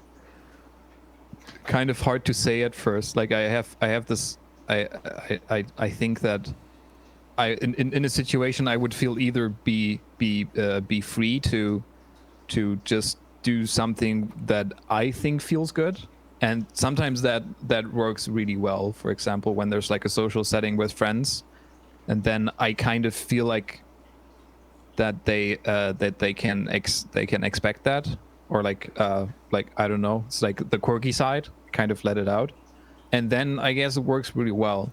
And but then there's also moments where I can't do that, and that's mainly where I think like I want to do it objectively well, and I don't even know how to start to make sure I can do that, I guess. Right. Well, I mean, the idea that you're improvising something means necessarily that it's going to be hit and miss. Sometimes it's going to hit, and sometimes it's going to suck. Yeah, yeah. But I feel like I have like I can try to improve the craft of improvising, maybe. Sure. So like I have to have some metric, otherwise how am I going to make sure that I am less imperfect at some point along the line? Like maybe I Okay. can, right? Yeah, yeah, of course. Totally. I mean, the thing is, the way it ends up playing out is things either hit sufficiently NI or they don't. In other words, when you're freestyling, it either comes out as a single complete thing, more or less. Less, it's worse. More, it's better. Hmm. So the ideal freestyle is one that comes out so perfectly, distinctly a unique and um, memorable song that if you were to have written it, you wouldn't have written it any differently. Hmm. But it's very almost impossible. Almost never does that happen because there's so many variables going into the thing. But Yeah. okay, regardless, every answer that you give me since I turned to check to test to see INTP or INTJ has been consistent with INTP, not INTJ. Okay. And the thing is, I guess, I think what happened here is I didn't hear quite as much extroverted intuition out of you as I would expect to hear from an INTP, and I didn't Yeah. see as much, I guess, visible FE right at first. But you did pass the FE polar test, and Uh-huh. now that I've started asking you these kind of questions, it seems pretty clear to me that you're SI, not NI, like I thought for a bit. And the reason it would make Okay. sense that I would mistake you for NITE because your NI and an INTP is demonstrative. So when I ask you to sum up the long sentence into one, slamming. But there's also extroverted intuition there going, I'm not sure, maybe I should include this other thing. When I thought of that as being demonstrative, extroverted intuition, I mean, I thought of it as being ignoring. That's conceivable too, but it's not actually how INTJ ends up playing out really. And so I think you're right. I think you're an INTP. Okay, well, I had a really good feeling about you watching your material because I had this positive impression that that you're really trying to look at the observations and like also like roll ones over to really see if that holds up. So And so I should that's mention that interesting. usually I don't agree with the person after I recheck. Yeah, So it's not like I'm just pandering to you. yeah, It's just yeah. I was wrong. Okay, I see. I jumped the gun on INTJ a bit. You're an INTP. Uh-huh. It's just a little bit You less know, talky, a little less gregarious than a lot of INTPs, a little more reserved. yeah, me or Yeah, because in in that typing situation? sessions anyway, where INTPs Yeah. typically feel comfortable with me because I'm an ENTP and we're already speaking the same language, they tend Mm-hmm. to get rolling a bit, and I can't shut them up. I didn't experience that phenomenon with you, so I see. I see. a little bit less, Yeah. less chatty than the average INTP in this I feel, context. yeah, I feel like I also made the experience that when I see other INTPs, they kind of, yeah, in some ways they're kind of consistently a little bit different in their like averagely, and I think a reason why I'm so reserved is that there is like quite a phobic aspect. I'm thinking about whether where's the Enneagram 6 like that's having a play there, That's perhaps. certainly, yeah. I mean, I do think that Enneagram plays a significant role of in basically talking about the mechanics of how people's emotional landscape, like how it's sort of a breakdown of FI. It's like all of Enneagram is just kind of like breaking down FI into its own mechanics, and Mm-hmm. so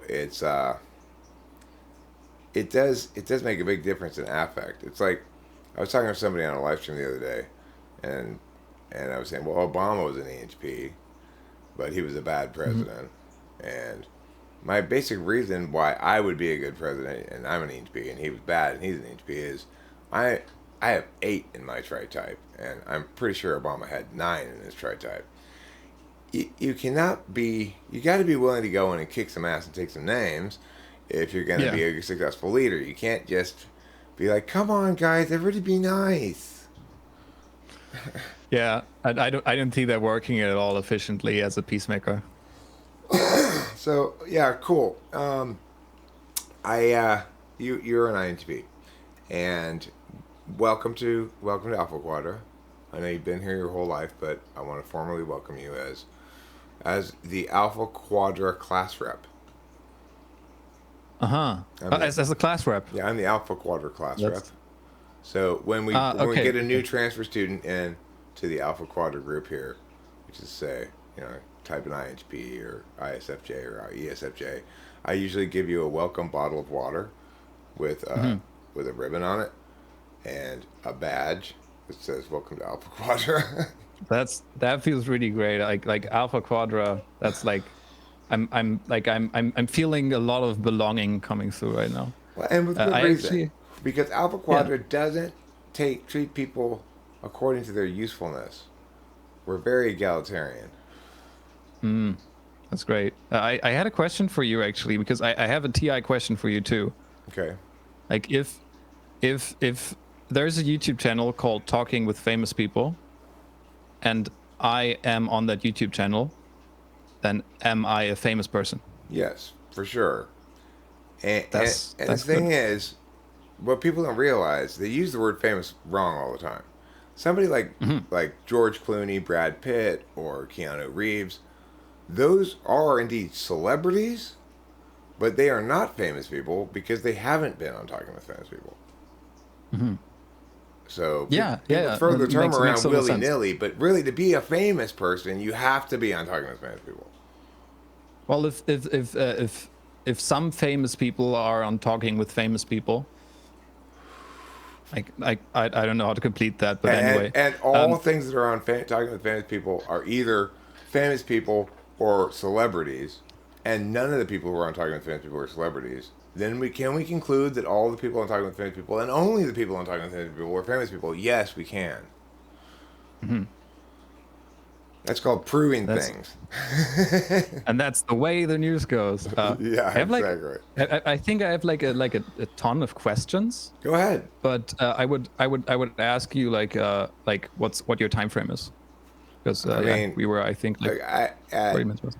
at 3:30, I Mhm. was hating life because I got about 3 hours of sleep, and I got up and I was like, ugh, I got to do this thing. But that took 3 Adderalls, and so Mhm.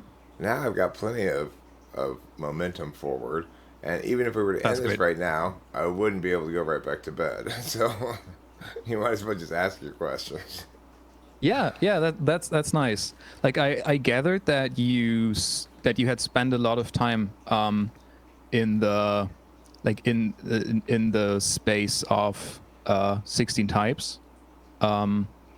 And like I guess what I would what I wanted to ask you is like on a like, do you sometimes think, I don't know if this whole cognitive functions thing actually exists, or if the types make sense, like, or do you have sometimes have these doubt things where you think, well, see, maybe it's just Not in a a long lens and time. nothing more. Not in a long Hmm. time. I mean, the thing is, it is just a lens, but it's exactly the lens that is necessary and that's been missing. Which is to say, Hmm. for anybody who's theorizing about anything, the problem in all of human history has been they don't begin with the first two most important questions. Why am I telling you this, and why aren't you listening to me? And cognitive functions is the only frame of reference that necessarily places everybody's work under that frame of reference. That in understanding somebody's TI arguments, it allows us to understand what they are, that they're arguments about the logic of language. It allows us to understand that somebody who's that there are possible ways to respond to it that link to attentional matters. So in other words, I can respond to it by accepting its frame of reference, that in fact we can use logic to determine the status of a given set of language, but not want to do it myself. That's going to be representing like FE above TI. Or I can take an approach that says this is black and white thinking. It's not a good way to approach questions at all, and that's going to be like TI polar or TI fourth. And the thing is, Hmm. the reason I'm convinced that it's uniquely powerful and correct in a way that things like this almost never are. That in fact, normally it's correct to say it's just another frame, and to make it predominant is to just be a mindless advocate who's not recognizing your attachment to your own advocacy. Hmm. Normally that's the case, but it's not the case here. And the reason it's not the case here is because I don't get to be I don't get to be removed from the equation in the way that other theorizing does. So Hmm. I too am like normally when we're dealing with objects of analysis, like an essay or something that tells you a bunch of stuff. The conceit by the writer is I'm not here. This is just a relating of facts, statements, a mishmash of different kinds of statements, Uh-huh. many of which are just positioning themselves as descriptions of fact when they're really advocacies, etc. So the thing is, Yeah. if I want to start theorizing about something like, okay, well, why are cognitive functions the actual metaframe? Well, the reason is because it allows you, first of all, you can't talk or say or note or point to anything in the world without first attending to it. So we know that it's literally everything supervenes on attention. There's no single example of anything that doesn't supervene on attention that we can indicate. We deduce that there are things that exist before we pay attention to them, and that's what makes it possible to discover new things. But in fact, until those new things are That's a discovered, heuristic. they aren't in our reality until they're discovered. So it's like being able to talk about something means it exists in some way, and to exist and to be able to talk about it, it must be first observed. So the only meaningful way to parse reality is observer first. And the only meaningful way to parse observers is to note that styles of observation are prioritizations of a relationship between possible things. So it's like being an extroverted intuitor means simply that I have a attentional relationship with intuition and with the kind of sensing that necessarily goes with it. If I'm going to be extrovertedly intuitive, I have to be able to build off of particularist things in order to deviate. In other words, you can't be any NI, you can't have NI as your knowledge function, because NI tells you what the singular archetypal universal thing is. NE needs to deviate from that. But if it knows what the single universal thing is, then there's nothing particularist to randomize and deviate from, which is why any DOMs have to be SI fourth.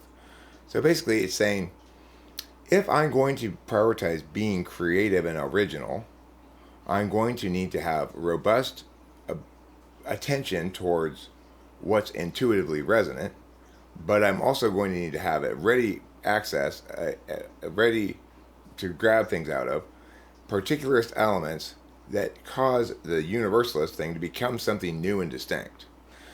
And if I'm continually prioritizing that, making things new and distinct, then I'm going to necessarily under-prioritize keeping track of archiving, organizing those distinctions I've already made. So in other words, these are implicit to the fact that you have a limited number of hours in the day. If I'm spending most of my hours in the day making stuff like videos and talking and whatever, then I have fewer hours in the day to spend organizing the things I've made. And so it's these sort of relationships of exclusivity and the reality that attention is measured in time, not in something else, and you have a finite amount of it. This is part of also why it's so silly to think and talk about, well, can I improve my cognitive functions? Well, you have a certain number of hours in the day. So could you make an attempt to, could I make an attempt to spend more of my hours of my day using an interested calculus and saying things like, I'm going to start looking for how black and white thinking is not useful and bad, and instead try to embrace a bunch of mushy FI stuff.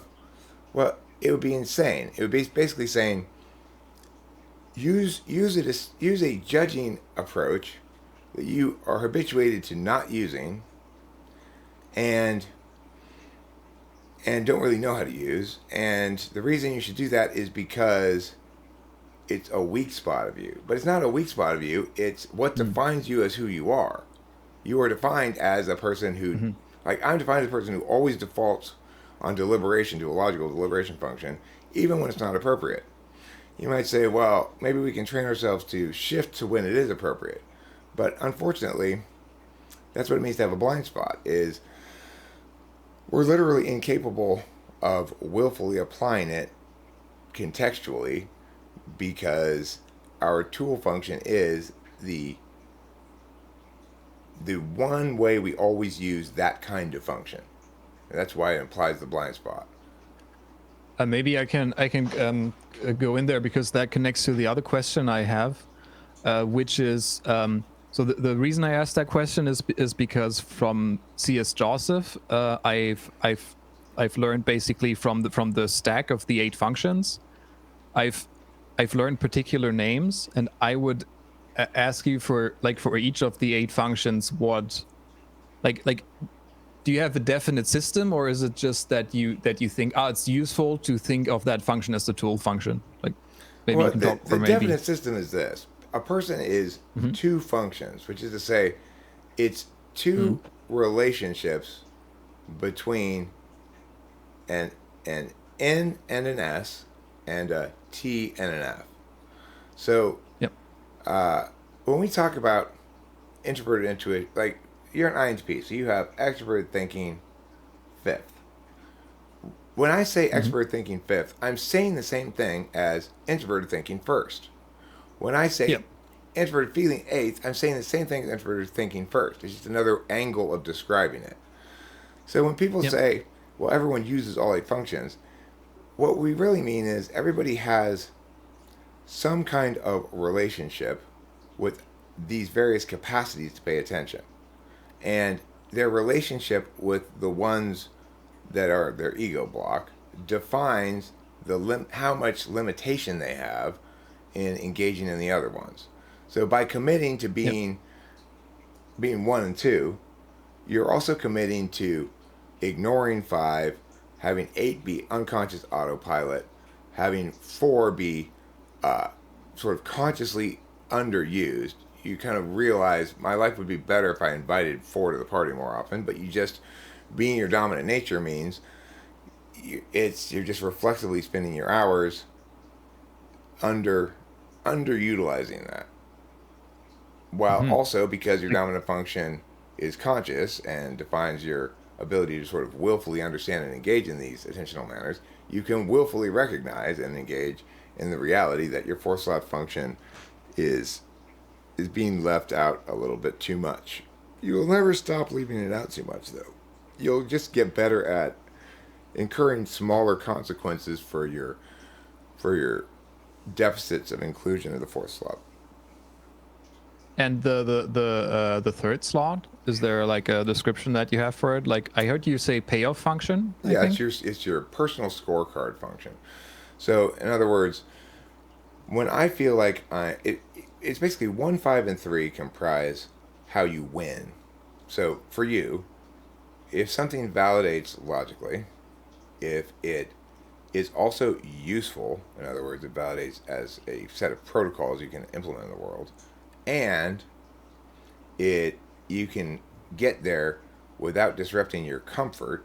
You can get credit for it, so you can add it to your story of this is the narrative of self I'm building over the course of my life, and this is one of those success moments that I'll put in my ego spank bank and go back and remember and go, that was so satisfying when my clear logic rendered their mess useful, and it gave me a chunk of change so I can preserve my comfort here, and it didn't require me um, to take a lot of action uh, um, that required self-disciplined follow through on my part. Mm-hmm.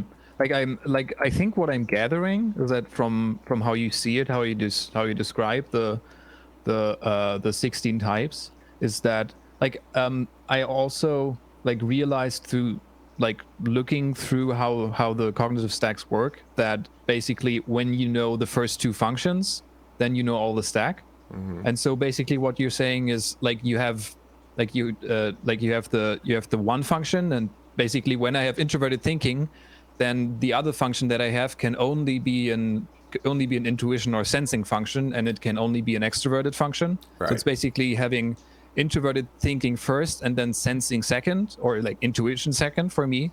Mm-hmm. And then everything else is the opposite The poles of it, implications of and that. everything emerges. Yeah, it's the Yeah. implications of that. And And the so that's reason like a you have concept to I have really like. the reason you have to have an action function second is because deliberation and action require each other to be a complete thing. if I'm going to be a leaper, then I need to be a looker as well. I may leap What's first. action function? Action function is extroverted intuition and extroverted sensing. Okay. Deliberation functions are introverted feeling and introverted thinking. So if I'm a deliberator, that means I'm spending my time not knowing, not jumping to conclusions, so that when I do take action, I can be confident that I'm not taking impulsive, risky, and or ill-advised actions. So the thing is, for INTP, the kind of action they take is talking, ideation, explanation. It's not physical action. So the thing is, it's what makes INTPs and INFPs the least impactful types, considering how much potential everybody always says they have, and they indeed do have. Feels But like me. Yeah. yeah, the reason that potential doesn't get converted into impacts is because the kind of action they take doesn't prioritize impacts. It prioritizes novelty and or interfacing with other objects on the external metaphysical field, which is to say, you're trying to get your ideas to engage, respond to, supplant, or otherwise do something with other ideas, and that can very well be part of a ongoing deliberation process. So it's the reason that SE, our relationship with it is poor. That's true for ENTP and INTP. Is that Yep. as long as we're discussing what we ought to do, we're in our wheelhouse, because there's always more possible things we can examine as possible frames, more considerations, more solutions to throw out there as possibilities, etc. There's always more possible ideation and deliberation that can be done before we decide on a given course of action. There's always more debate that can be done. So SE ends for us our utility, our purpose in the equation. Once Yeah.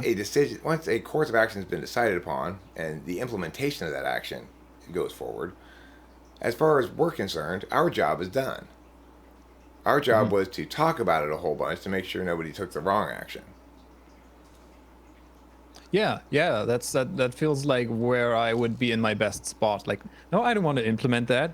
You guys are good at that, but I'm gonna help you don't implement the wrong thing because you didn't think about it enough. I'm doing the thinking for you. Don't worry about that. That's the big challenge of NTPs, because that's something that people don't recognize the value of. I need to hire somebody to slow me down, to tell me that My ideas are bad. Like, wow. the Feels proposition good. after proposition after proposition fails to meet sufficient criteria to be undertaken as an action. Nobody Yeah. thinks we need to hire that guy to do Yeah. that job. We're too efficient around here. We're getting too much shit done. We need to slow us down. So Yeah. where is that absolutely necessary? In government. So it's like you want a bunch of NTPs in legislatures and as executives, because the big problem with big public institutions and stuff is not that they don't do enough, or that they fail to meet some desired goal, but rather that they do shit with the care of a retarded bull stumbling through a Like china shop. they have a lot of action, but they have no verification first. Right. Well, I mean, So that because when you it's based on the idea that we've got to do something. Yeah, like people want us to do something. They say do something, and that's I guess there's the problem. Like people talking on Facebook or on social media about it and saying, yeah, they up there, they're not thinking clearly.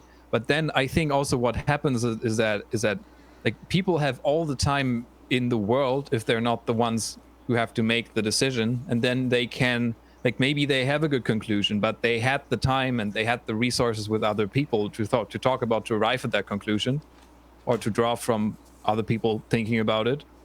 and so you would have to have that in a government where you have to do the decisions all the time. I think that's a frame that I would put on it. Right. Well, I mean, the problem is you've got people out there consistently creating boogeymen out of a fundamental attribution bias. So, because there's no explanation as to why those idiots over there believe the exact opposite thing that I do here, when it seems so obvious to me that this position is true, and it seems just obvious to them that their position is true, but there's no acknowledgement of the equivalency by either party. Both parties just go, they're the devil, and they're the boogeyman who's to blame for everything. Often they become the dominant elite. A fundamental attribution bias is that when shit happens, it's because somebody intended it, not because of stupidity or happenstance. Yeah, makes sense. And like INFJs are very prone to that. INTJs are also very prone to the fundamental attribution bias. They think there is a they out there somehow pulling the strings. That's NI, isn't it? Yeah. Yeah, I heard before that NI is like is a function that is very prone to perpetual conspiracy thinking, and to the paranoia that comes from that. Yeah, it is, because they want singular explanations from which all the other realities trickle down. Which means NI is great for non-chaotic systems, but humans interacting with each other is the ultimate chaotic system. And so it's like, in order to get these kind of holistic understandings, they've got to create this class of people who isn't subject to the same rules as everybody else.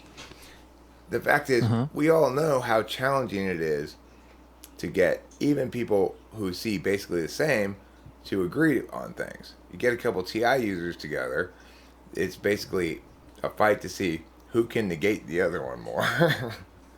Yeah. So it's very challenging to get people to see eye to eye and work together and collude for certain goals.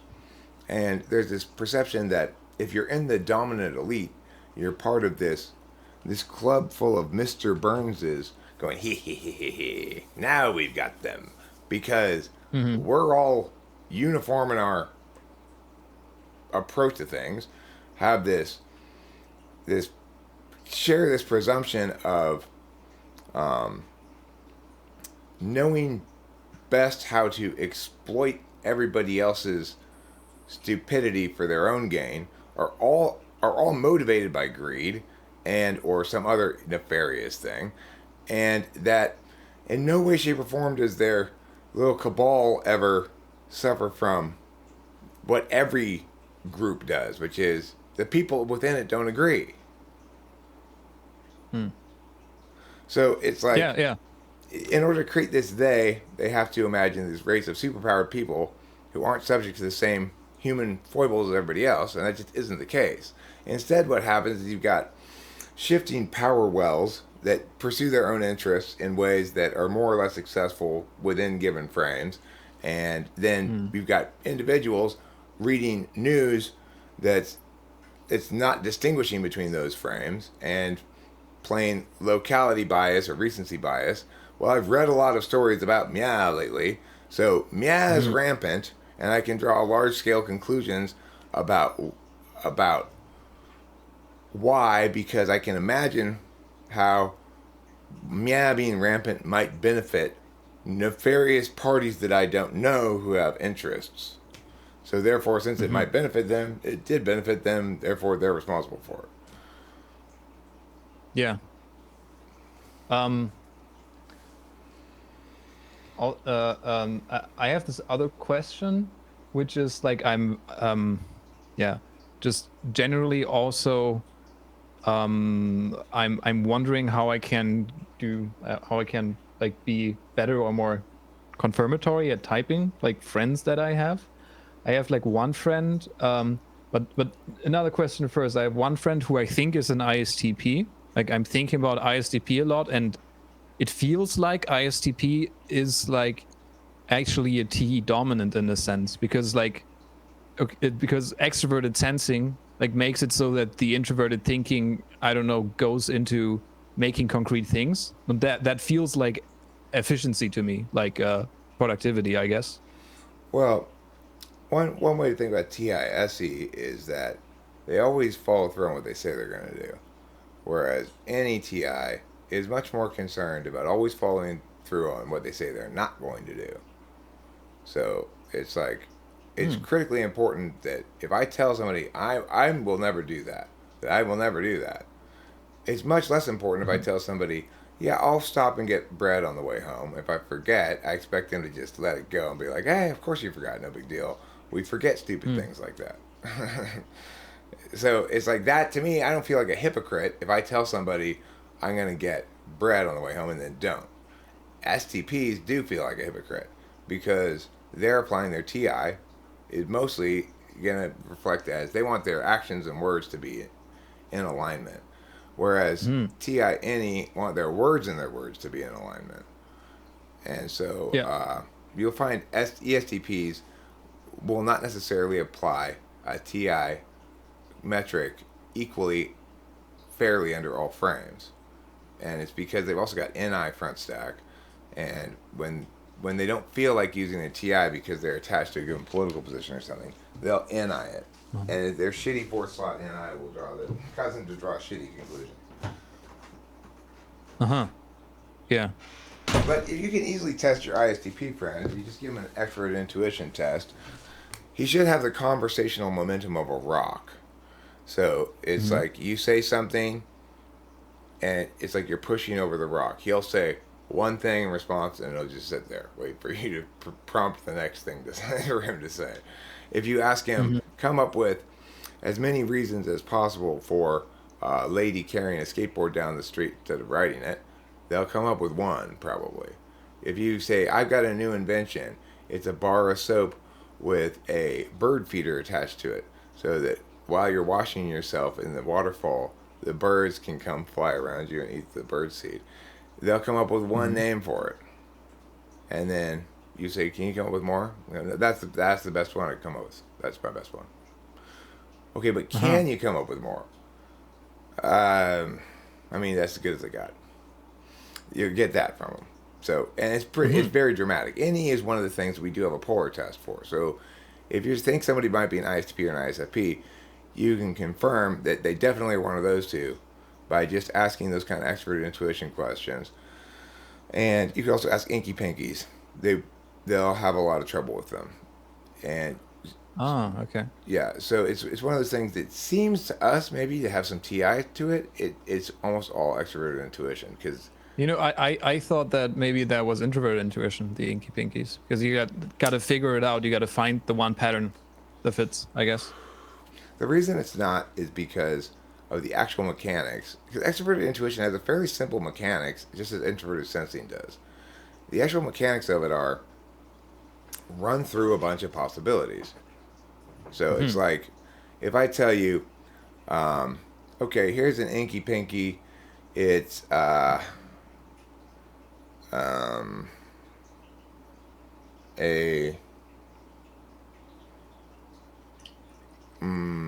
let's see, it's a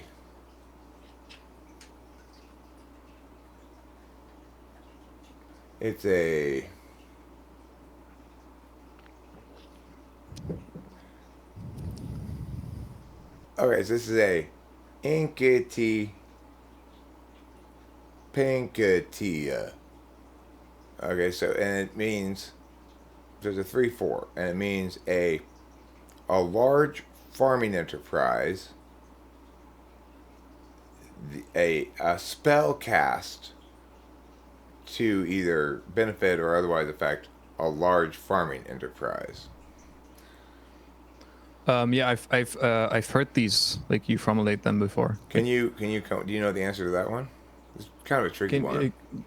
Can you repeat a large farming enterprise? That a magical spell cast about a large farming enterprise. And it's 3 syllables first word, 4 syllables second, or you can put them in reverse. It doesn't really matter.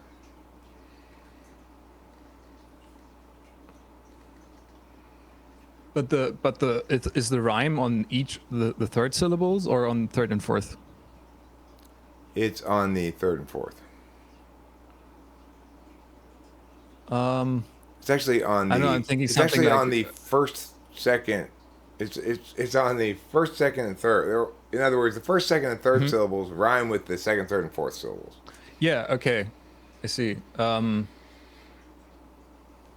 Yeah. No. I can't. I can't think of any magic spells. Like I'm thinking maybe Harry Potter.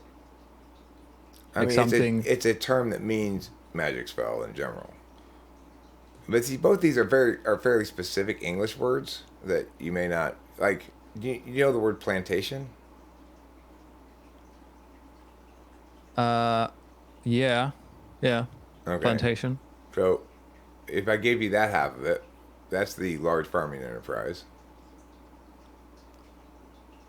I thought you talked about a company like Monsanto or something. Okay. But then I'm thinking like abracadabra is like kind of the magic thing, or alakazam. But The other than answer that, is yeah. incantation. It's a plantation incantation. Yeah, yeah, yeah. It's kind of Okay. that's a hard one though. I mean, okay, so can you make up one of those for me? Um, yeah, I was thinking on the side a bit, like maybe I can put it together. It's like it's an ink pink, Okay. and it's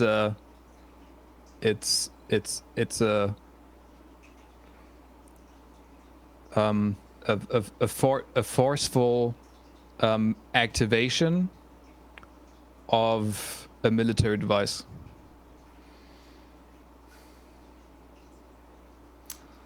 Let's see. Forceful activation.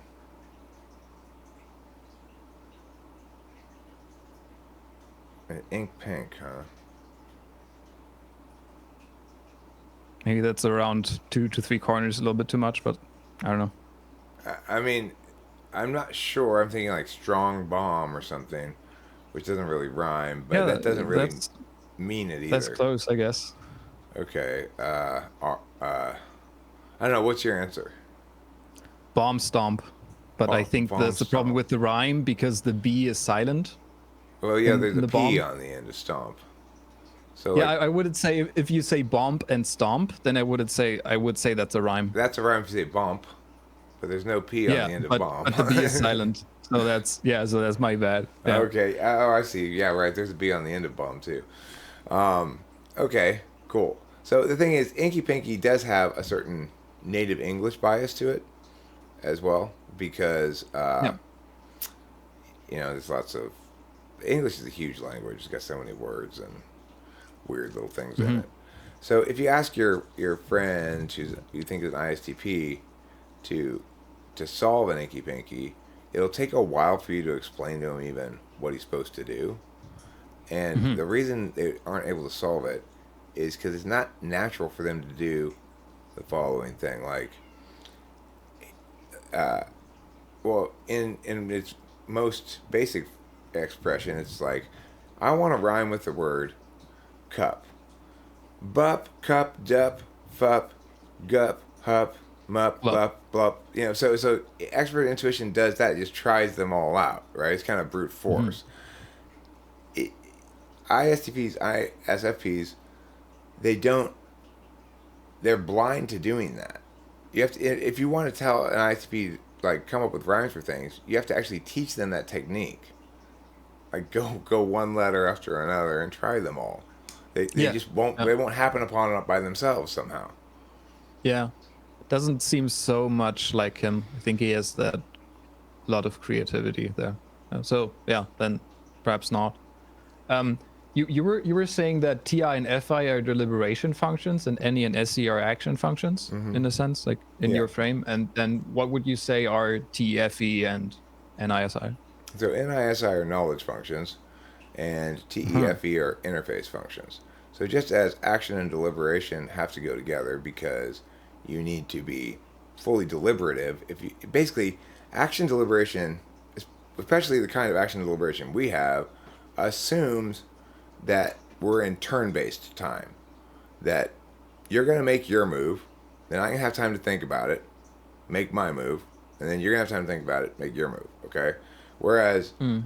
an interface knowledge thing assumes the opposite. It assumes that I'm not going to be able to really know what I'm going to do until I am interfacing with the thing.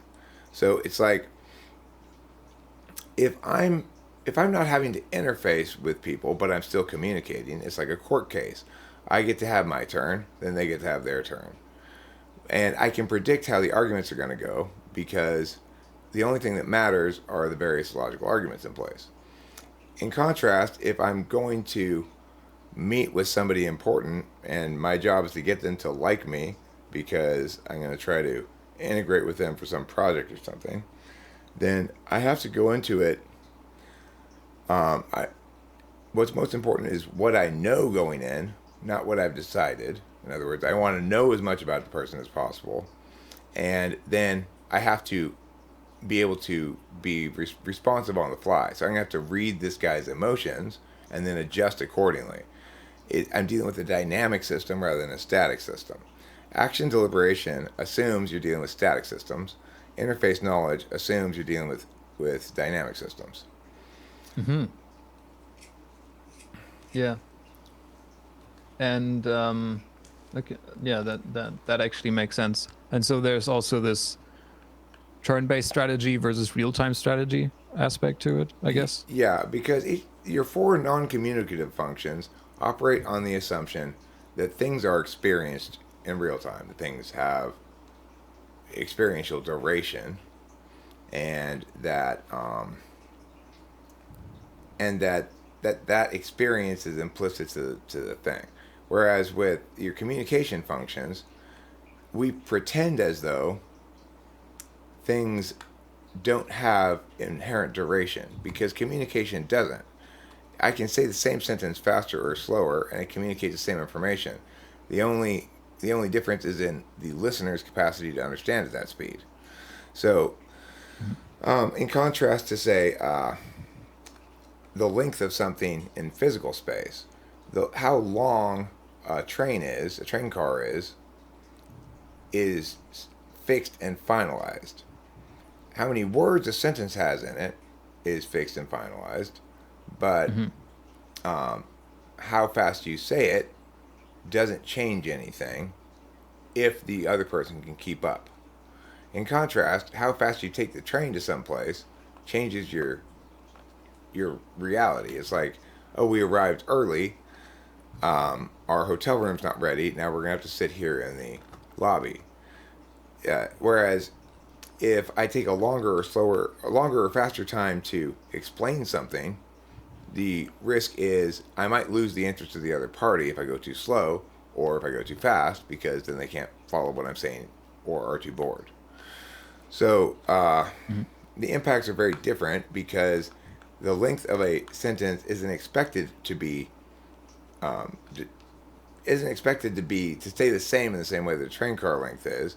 Rather, your relationship with the length of a sentence is the thing that changes. Like, in other words, the listener changes, not the thing. Whereas in a train, reality changes, not the listener. The listener's experience is impacted accordingly. The rider of the train's experience is impacted, but it's the train. The train speed has a real impact in the way that the speed of delivery of a sentence doesn't, because if the train goes faster, everybody arrives sooner. It had nothing to do with their ability to process the train going faster. Mm-hmm. So yeah, I don't remember what I was trying to get at with that, but yeah, you were kind of trying to substantiate static versus dynamic, I believe. But I think I would rather ask the next question, which is about, like, I've noticed that you ask, like, for the cognitive functions, like trying to see, okay, are they strong, are they weak, are they maybe more in the inferior polar, or are they probably maybe a tool, or the what do you say, the first function? Do you have a word for that? The dominant. I just call it your dominant I see. function. Yeah, and so what I have been asking myself, like kind of trying to count and see if you have like questions for every single function, or if there's certain functions that are hard to test. I do have questions that give me some information about every single function, but I only Yeah. have 3 functions that I've been able to successfully say these convert into basically ungameable skills. So if you're Mhm. SI polar, you will literally be unable to recount the details of your day yesterday. If you are Mhm. NE polar, you will literally be unable to come up with more than 1 or 2 names for something. If you are TI polar, you will literally be unable to answer basic questions like who is my father's sister in relation to me. And if you're also SE, you'll say things like family. In other words, you won't Yeah. get the idea of the question. If you're Uh-huh. ENFP and you're TI polar, you'll say things like, I don't really like this kind of black and white thinking, and I really don't think it's helpful, and I'm not really going to want to take Mm. your TI test because it's going to make me look dumb, but I'm going to position it as principled objection. Yeah, yeah. I feel like I have a friend. I'm fairly certain he's an ENFP. Maybe in a minute I will say I'm probably not an ENFP anyway. Like when I talk to you about it, but yeah, I feel like he has this thing like we're talking about stuff, and at one point we agree that there's like it's good to go into this and to think about like trying to see if things are correct, if they are logically like internally consistent. But then we're talking about stuff, and then there's often a moment where there's like kind of a thing where he ideates to like kind of a different thing, which is kind of like we were talking about the situation of how to verify it, and then he's saying, yeah, well, that's kind of the question, and then I don't know, and I don't know how to explain this completely, but yeah, anyway. Well, I mean, So basic. ENFP TI polar should play out like this, where you Yeah. can get them potentially to agree on the status of a TI thing, but Hmm. you'll never be able to get them to agree that they ultimately let's use that to make a decision. Hmm. Yeah. It's kind of always a values thing, because like when it's hands down, he's like deciding things from values of what he thinks what a good value framework is, and not from a way like let's verify everything, let's complete the verification, and then from that, of course, we're going to know what the right suggestion is, or what the right way is. And he's I he's think I basically think like, you're yeah, really that's trying just to too box much. people in here too much. Okay, listen. Huh. You're trying to lock people into their words and stuff. People are just trying to express themselves when they say words. They're not trying to arm you Okay. with ammunition to attack them later when they contradict themselves. Okay. So what we really need to do here at Surviving Narcissism is we we're on team healthy here. Dude, We are on team healthy, uh okay? And that I means thought you were serious. uh we do not want to lock people in or control them or box them in by expecting their words to mean things. Okay? That's Got not me good, fair. man, got me good. I was really like that was good delivery. Like I was really thinking in that moment, you're like, hey dude, like what are you like, do you realize? But then yeah, that's I also watched that video about surviving narcissism, and I kind of agree with your points. What's interesting, uh Aliana yesterday, I typed her boyfriend, and she had asked him, "Can you understand why Eric's upset about this? This is confusing the hell out of me." Like she couldn't. It's funny watching the video back. I see like I watch him say things, and the things he's saying, I get that they seem and sound perfectly reasonable to most people. So I mhm, understand why they'd be confused and why it makes me so mad. But I just mhm. smell Ti polar all over him, Yes. and the stink Yeah. lines are interfering with my nose. I have a lot of frustration with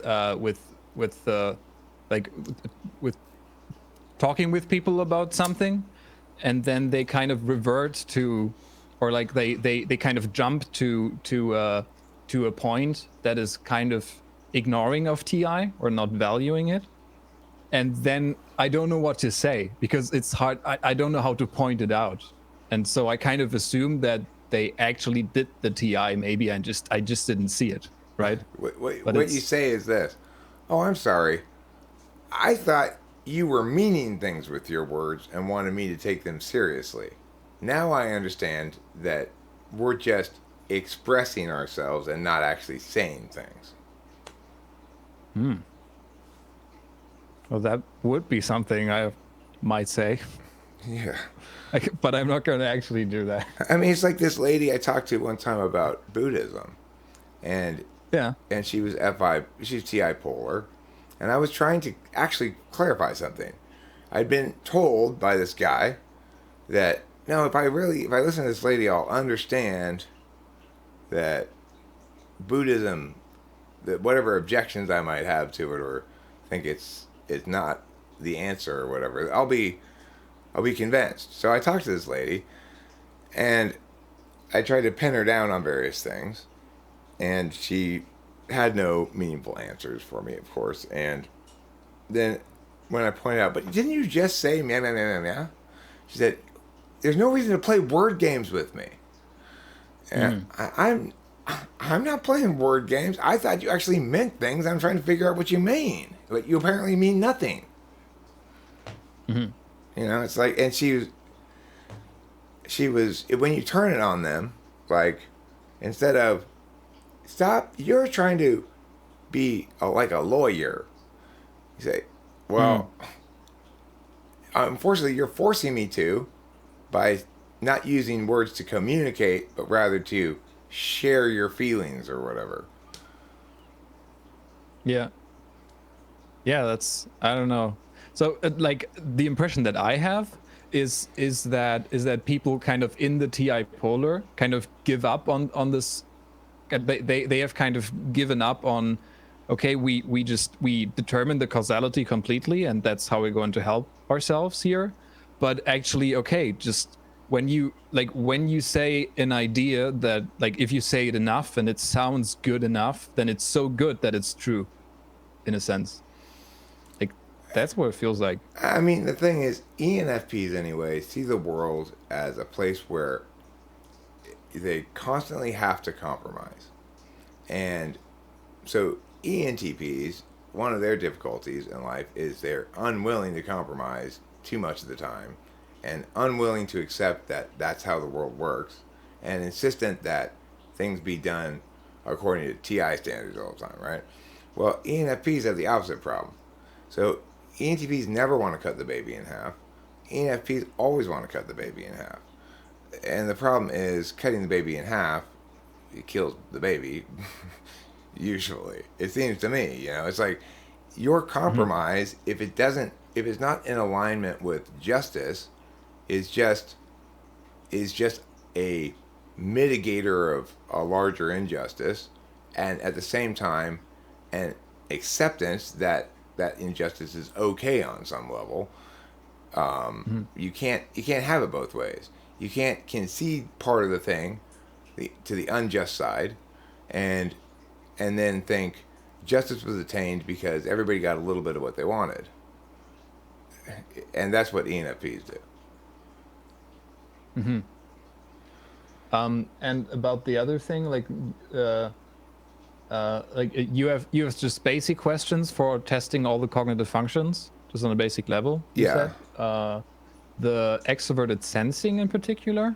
Okay, so with that one, the questions I tend to ask are about their relationship with following through on things. And depending on certain types, if I suspect certain types, I've got certain specific questions.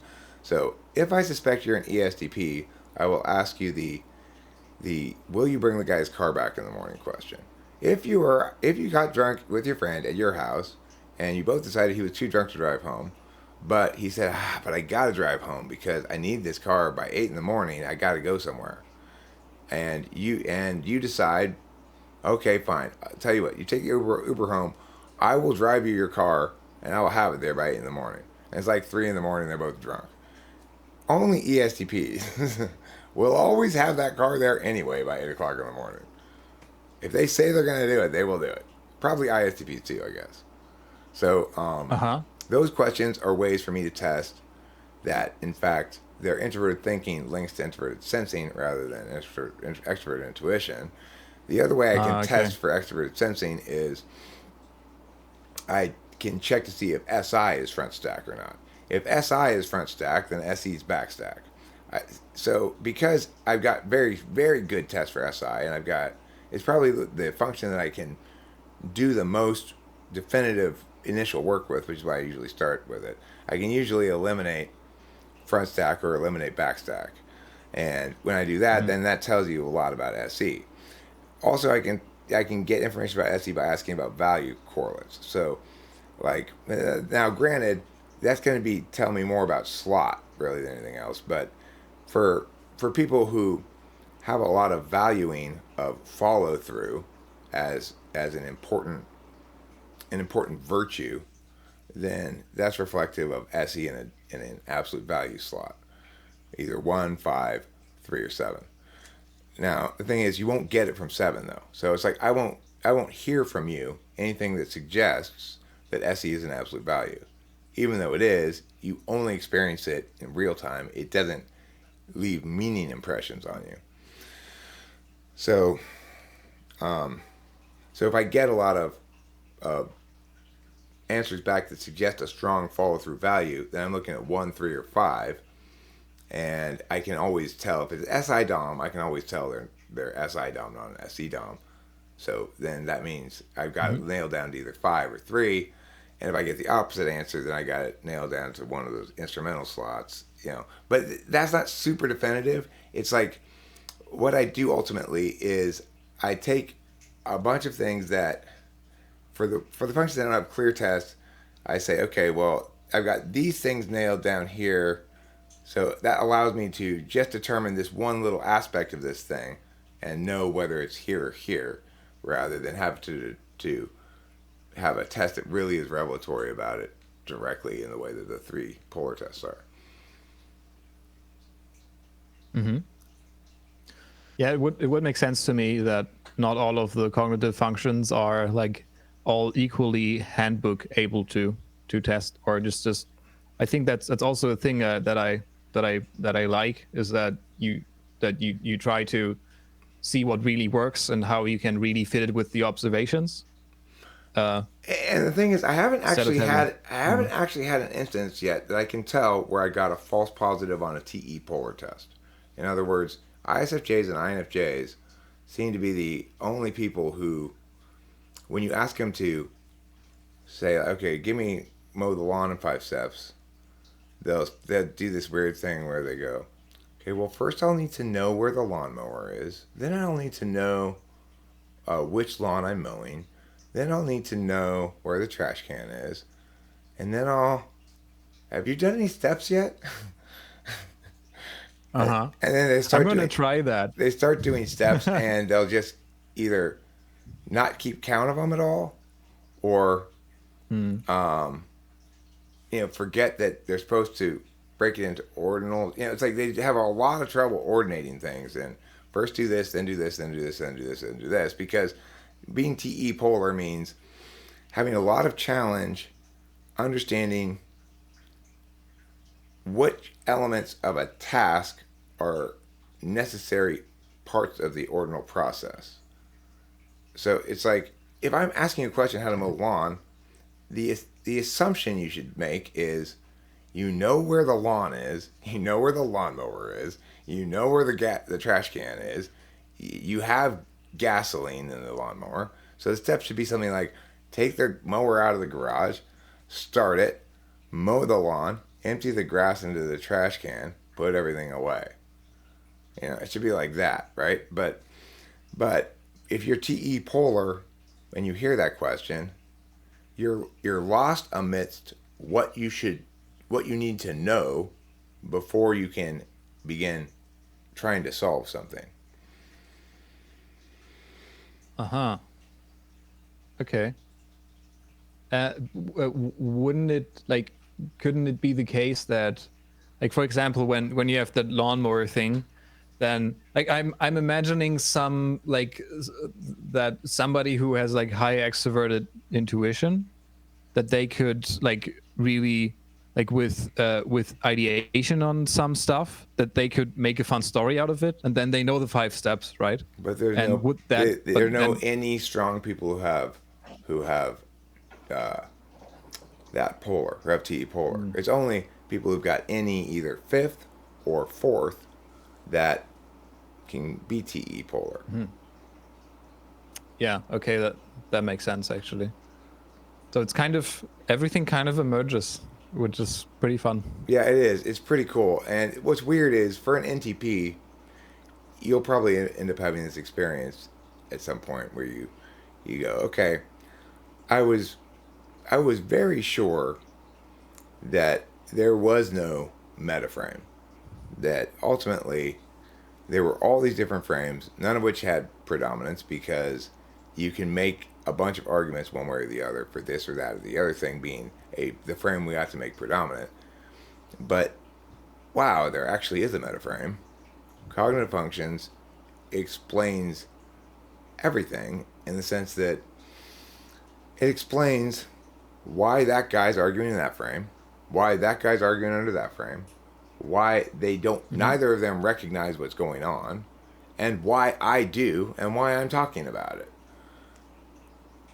And so it's like, ultimately, if you want to have a meta frame that meaningfully functions as such, it has to be the only frame for everything, which is appropriate for cognitive functions, because making it the only frame for everything requires everybody to acknowledge first and foremost that these objects of analyses that they're analyzing and or these statements they're making, etc., that they're expressions of someone's agency first and foremost, and reflections of who that person is, manifestations of who that person is, that necessarily reflect one of a finite set of frame biases.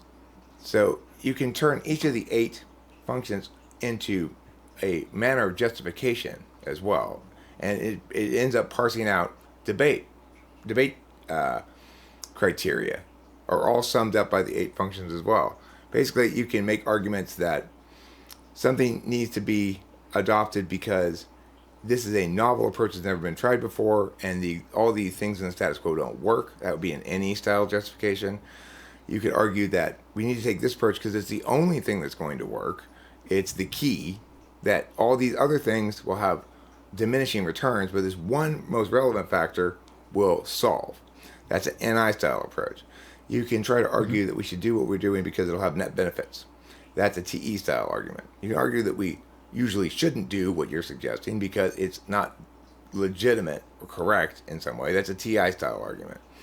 You could argue that we should do my advocacy because it's really, really important to people without being FI advocacy. Nobody makes those kind of advocacies in debate because those aren't considered legitimate arguments. You can make FE kind of advocacy, which says, for example, well, the majority of the population wants us to take this course of action, and it's a democracy, and so as a democracy, we should do what the majority says. You could make an SE sort of action, course of action justification, which says, what really needs to happen here is for things to be shaken up a bit. We need to disrupt the continuum of the status quo by having large impact action and not worry so much about what those impacts are, because it'll clear the field and allow us to reestablish frames. Or you could have SI style justifications. This is proved to be reliable in the past. If it's not broke, don't fix it. Let's use what was worked before. And there really aren't any other kinds of justifications. So all of a sudden it's like cognitive functions explains all the ways in which people argue, basically. As somebody who has a long history in the field of debate, I would never have expected my debate frame to be subsumed by anything. Except cognitive functions actually does. That's very satisfying to see them all like quite neatly like fall into one or the other. Do you think you can maybe give me a rundown on how the functions with the INTP are Yeah, sure. Like how they manifest for me, like what would help me to know about it, I guess, about Okay, myself so then. TI dominant function is going to be an implicit value or an ontological value, which means basically you don't want to find yourself in any stadiums playing on any fields in which introverted thinking isn't useful in some capacity. If whatever it is in the world doesn't require any parsing logically at all, you're not going to find yourself there. You're gonna, and if you find yourself there, you're gonna try to get away from there as quickly as possible. So that's what makes it an implicit value. However, it's like it keeps you away from things that don't let you TI, and draws you to things that do let you TI, and basically it sets your frame of reference as your most absolute value is that number one self is the self that never under deliberates logically. Okay. Now, in the second function, that's the one where you'll always overuse at the expense of the other variety of it. So, NE is one action function, SE is the other action function. You're always going to overuse extrovert intuition, and that's what creates the blind spot of extroverted sensing. Because since when things require action, you always use action type A, it creates a blind spot for action type B. Now, in the third slot, it's what I call your scorecard function. You feel like you feel like Triumph Baby. You know that meme? That baby sitting there going, yes. Yeah. All right. You feel like that guy when you nail it on your third slot function. So for INTPs and INFPs, I think that basically plays out as the story creation thing. That you believe you're living your life in order to write your own story. And you want to make sure that your chapters aren't filled with mistakes. So, whereas an ENTP might be want to make sure their chapters are filled with instances of getting a lot of applause, INTPs want to make sure their chapters are filled with no instances of failing utterly. So SI is failing in that frame? No, SI for INTP or an INFP, it's prioritized as its metaphysical manifestation, not as physical as the absolute value. So it's like it's important to you to make sure you're physically comfortable. When you sit down at your desk, you're gonna make sure you have enough beverage. Probably your desk has got a bunch of empty cans on it because you throw them away less often than you get them. And you're going to be concerned about whether or not you have enough energy should life present you with a circumstance in which you have to do something. And so there's a sense among INTPs of they're kind of constantly preserving their energy. They're not sure for what. That's SI third slot. It's selfish, which means you will not neglect your own eating, drinking, sleeping, but you're not going to be responsible for anybody else's, and you don't want to be the nurturing care provider in SI sense because you're selfish with it. Just like I don't want to be the one in the audience applauding the person on stage. I want to be the one on stage being applauded. So too, do you not want to be the one fussing over other people's eating, sleeping, drinking needs? You ideally like people to hand you food as soon as you get hungry and then take it away when you're done eating it, and hand you drinks when you get thirsty and then take them away when you're done drinking them. Yeah, that would be ideal for you. So that's where did you get that reading mind device that you got lying around there? I don't know how that happened. I got it through SI typing a bunch of people. Your fourth slot function is FE, which means you're gonna feel as though if you included it more, you'd be more fully realized. So an example of that is your concern about not being liked is kind of irrational, right? Like your experience was the majority of people gave you positive response, but you're very failure avoidant in the fourth slot, and you're also very have to use it avoidant. So you could imagine a scenario where you realize some people are going to not like this, but I'm going to schmooze them. I'm going to schmooze them instead of fighting back. And so it's like, Mm. or you can say I'm going to fight back. I'm going to shame them. Either way would be a more active FE approach. So I too get scared of FE stuff. Like, I've thought about a number of things I'd like to do where I go out into the public space and stand there with like handing things out and or asking people if they want to be in a video or stuff like that. And it's a scary thing because I know I'm going to go have to do a lot of interface, and I'm selfish about it. And I don't really want to have to do the interface. I would like to be, okay, everybody, Eric's coming through. Eric's coming through. He's going up on stage. Now you stand back reverently and ready to applaud. And then I don't have to I don't have to schmooze really. I can just get the juicy part. Well, the thing is for you, you really think you're not capable of doing this. You don't have faith in your ability to do the schmoozing, and you don't think it should matter very much. So it's like you both don't want to do it. You think somebody else should do it, and you don't think it should matter. And so, and yet at the same time, you're aware that if you were to go incorporate it more, that you'd probably that you feel like your best self when you're willing to bring it to the party. So when you go out, when you did used to go out and play on the street and stuff, and you were getting good FE from people, you were thinking, today was a good day. Today was a heck of a day.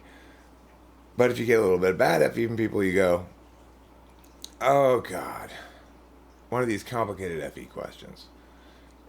You know what? Just fuck it. I'll stay home. Yeah, at least the second part I can really relate with. I feel like the first part, I guess, like when I can really help someone, then it kind of feels good. But that's FI. That's not FE. Mm-hmm.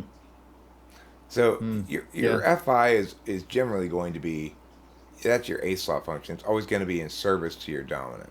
So you're a good deliberator under both deliberation functions. But your FI will largely be your most unconscious function, even though it's quite active. Which is to say, you're not going to be fooled by instances when somebody's using all TI and ignoring the actual impacts to people and harms to people. You're not going to be fooled by that TI. Whereas a TI tool user might be. You have a more complete understanding of deliberation. As a deliberator, that means your A slot function is actually quite active, but very unconscious. So, like for me, you'll see I do all kinds of shit, but it's very challenging for me to tell you what happens between the moment when I'm sitting someplace not doing things and then all of a sudden I find myself doing them. I can't really tell you how that change occurred or when it occurred, or because my SI is very unconscious. It just sort of happens because it's dragged behind my dominant function. So I've got extroverted intuition going, idea, ooh, extra fun idea, and then all of a sudden I'm doing it because extroverted sensing knows it's just got its marching orders from extroverted intuition. For you, introvert thinking is going like legit, wait, illegit on this ground, but that's going to be like, okay, that validates here with this, so good, I'm going to make note of this illegitimacy. Whereas if it doesn't go with your TI, you probably won't make note of that illegitimacy. You'll just say illegitimate but irrelevant because this is slaved to this. Mm-hmm. Okay, interesting. So yeah, so I got 3 more slots. Fifth is TE. That's your absolute value for the world. You judge other people by whether or not they have utility. If somebody comes up with, well, like for example, ultimately the reason why you favor this, and you will continue to, is because it works. If it didn't work consistently, if you didn't have demonstrable examples of it working, then it would just be another one of the objects of analysis that you glance at, glean what you glean from it, draw what conclusions tentatively you draw, and then toss aside to pick up the next thing that you continue to add to the deliberation pile, right? But this one is different because it's both makes sense and it works in practice. So you respect things in the external world that do that, and if something totally is useless, you will have no respect for it. That's the other part. The fifth slot's kind of pass fail. You don't have to be great at being useful or TE or anything to get a pass from you, but you can't be terrible at it or you'll get a fail. Okay. So in other words, you won't necessarily respect people more who are more useful, but you have to be this level of useful to qualify for respect in general. And if you are below that, you get disrespect. Sixth slot function is NI. You demonstrated perfect demonstrative NI when you collapsed my sentence down. That's what demonstrative NI means. When I push on it, it seems like a very robust function. But when you're not being directed to use it by the external world, you don't choose to use it yourself. So the reason you don't choose to use it yourself is because your tool function is extroverted intuition. When that doesn't work, then you'll go to your third and your sixth. Usually your sixth first. So your extroverted intuition doesn't work. In other words, you keep saying things, but you're not accomplishing the agreement you're looking for. Then you'll collapse it down into a single, clear, direct statement. And hopefully that person will be satisfied with that. In your own life, you never feel the need to collapse things down like that because it always feels like a less complete understanding, not a more complete understanding. But when called upon to do so, you'll be able to demonstrate it with great robustness. I had a very TE job for a long time where I was the director of a school program, and I had to generate all these lesson plans and protocols for making sure people got the right materials for the right thing. And, I was very good at it. It's just, I didn't really like it. And then the seventh slot, that's your polar, SE. Our polar is the function that no matter how much we study it, think about it, learn about it, it'll always cause us, when we try to talk about it, to start kind of stuttering and stumbling and having trouble making ourselves clear. We're going to conflate it with something else. So back in the day, before I knew anything about cognitive functions, if you asked me how I was feeling emotionally, I very well might have said sleepy, hungry, or nothing. Normal, and that's it. And I just conflate SI with FI, and I just didn't even understand really that FI existed. Now I get the difference, and I can recognize it, and that's part of being a mapping type. You and I are both meta analysts, which is to say we have two communicative functions as our first two functions. And as a consequence, we're all about making sure the map is right. And we expect to be able to know about the world by knowing about the map and having its rules and indications cascading down to inform us about reality. In contrast, types who are like executors, who are your STJs and SFPs, they have two non-communicative functions first, and so they always trust what the environment in front of them appears to be before they trust the map. So it can be very challenging to get, say, an ESFP to acknowledge they're an ESFP and not change that type, because after all, their experience varies from day to day, and they don't get that that a mapping status has a certain variability within it, and it's just basically, well, it's like when I type an ISTJ and they don't want to be an ISTJ, then I can guarantee they always respond the same way.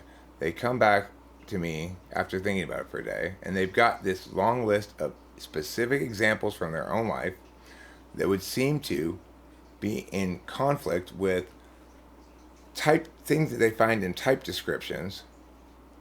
So then they want to have a second session with me, and they go, okay, well, I read in a type description that ISTJs are blah, blah, blah, blah, blah.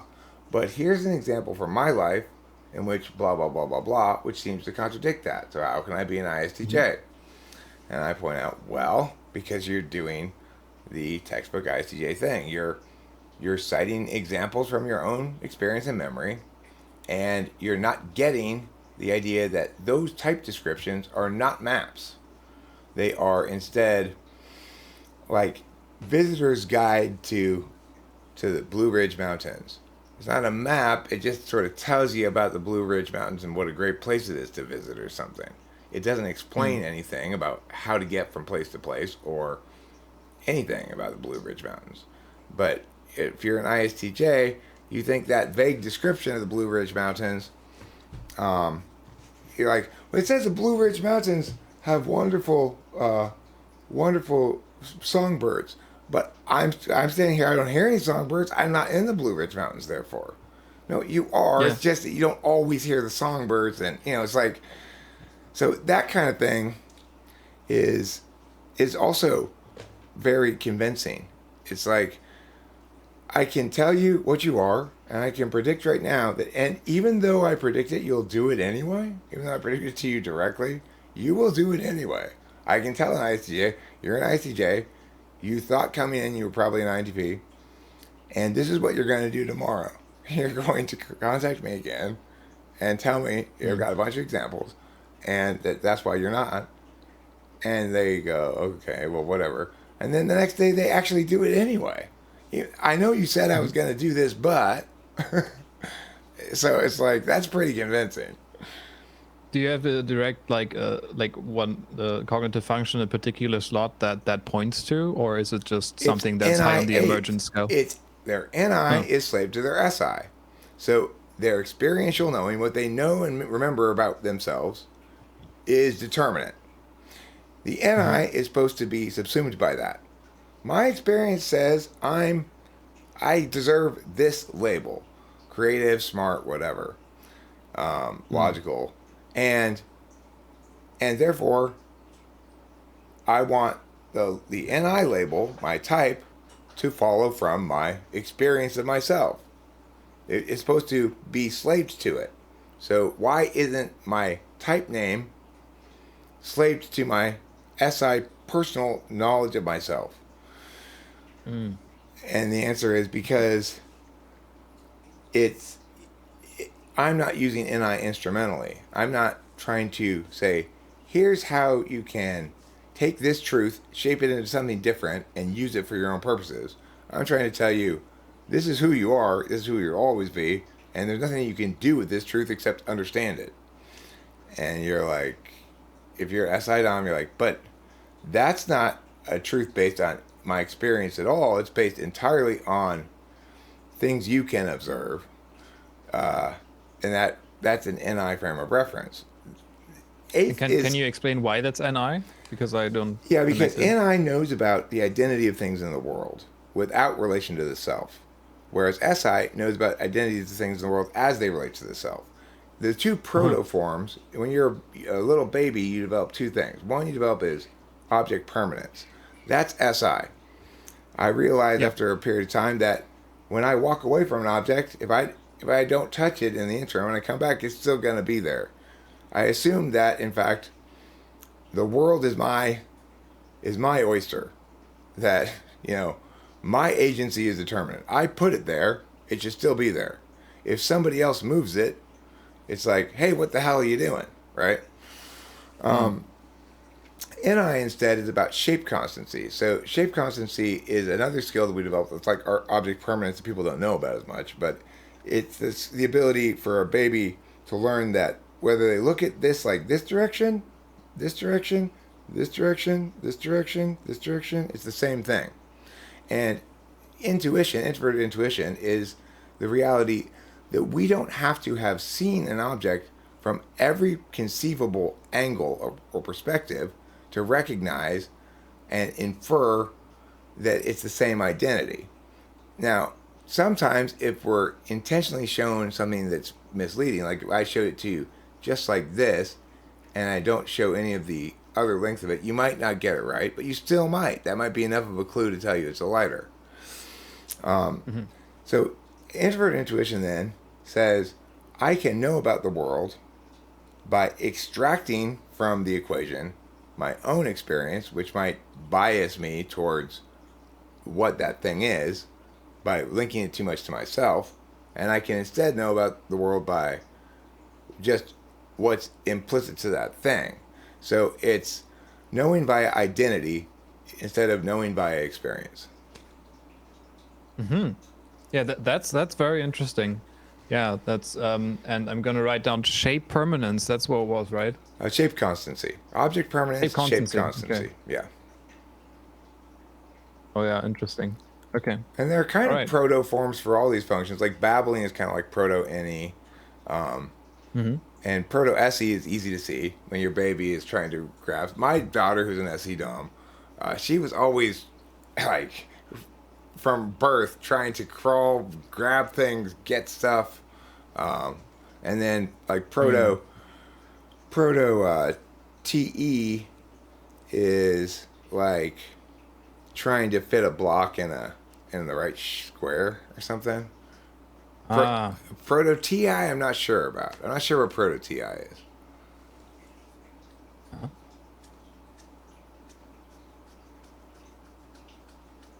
Okay. Yeah, I'm just writing it on the side also. It's interesting. Okay. So how are you feeling? I think we've been going for 3 hours. Yeah, let's call it. That's good. Yeah. Are you okay with me publishing this video? Yes. Oh, great. Fantastic. I think people will find it very interesting. And you know, it's like it's a 3 hour long video, but I suspect it'll be quite watchable. And the thing is, different typing sessions are different degrees of watchability. I expect this one will be very watchable, even for a full 3 hours. That was my standard, actually. Yeah. Okay. Yeah. Cool. All right. So I'm stopping recording now.